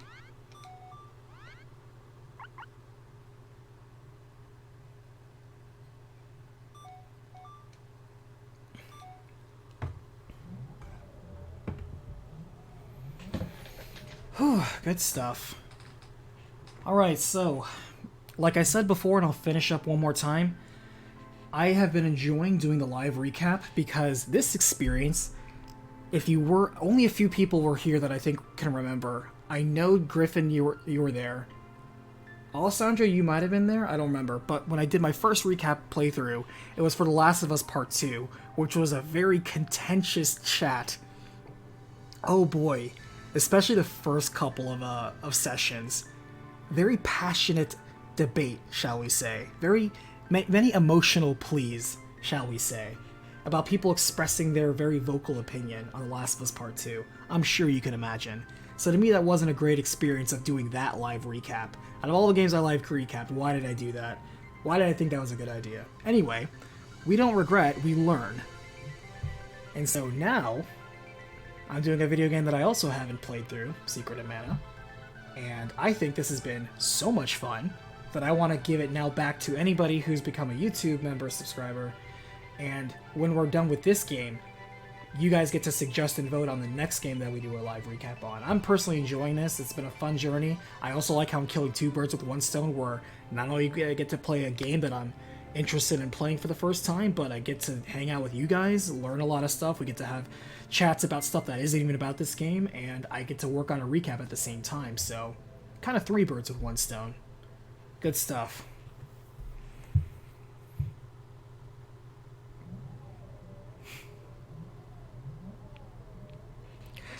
Global warming is a direct result of heated gamer moments. It's true. Everyone knows, actually, that you need to stay hydrated because the amount of salt you generate playing video games has just skyrocketed cholesterol worldwide. It's bad for your health. Everyone knows this. So why do people play video games? Jim Ryan, don't you know? Why am I playing this old video game? It's terrible. Look at these graphics. They're so old. They're ancient. 1993? I bet you can't even name 3 people that existed in 1993. I don't even know how long ago that was. Oh, Alessandro, you weren't there for that recap? Okay.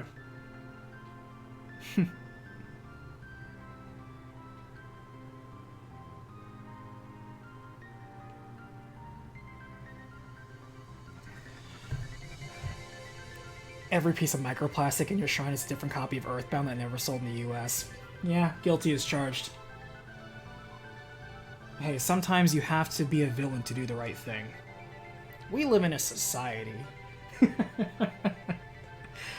Oh.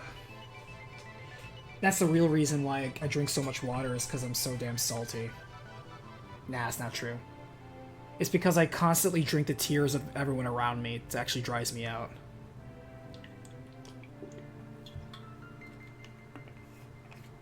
I mean, you gotta fuel your black magic somehow, am I right? Anyway, enough of this. Thank you once again, everybody, for jumping in and helping out. I appreciate chat. As always, great meeting some of you for the first time. See a lot of new faces, which is always a delight. Hopefully, you didn't get so irritated that you might come back next time, which will be Wednesday evening, 8 p.m. Eastern Standard Time. No, 9 p.m. Eastern Standard Time. No, or is it 8 p.m. Thursday? I'm Central Time, so I always confuse the Eastern Standard Time. Anyway, I go live, you know where to find me. It's Wednesday night, and we will continue Secret of Mana, where apparently we're more than 2/3 of the way through. We have 7 of the 8 mana seeds. We gotta be getting close. So yeah. Have a great weekend. Have fun. Enjoy your video games. And I'll see you on the next battlefield.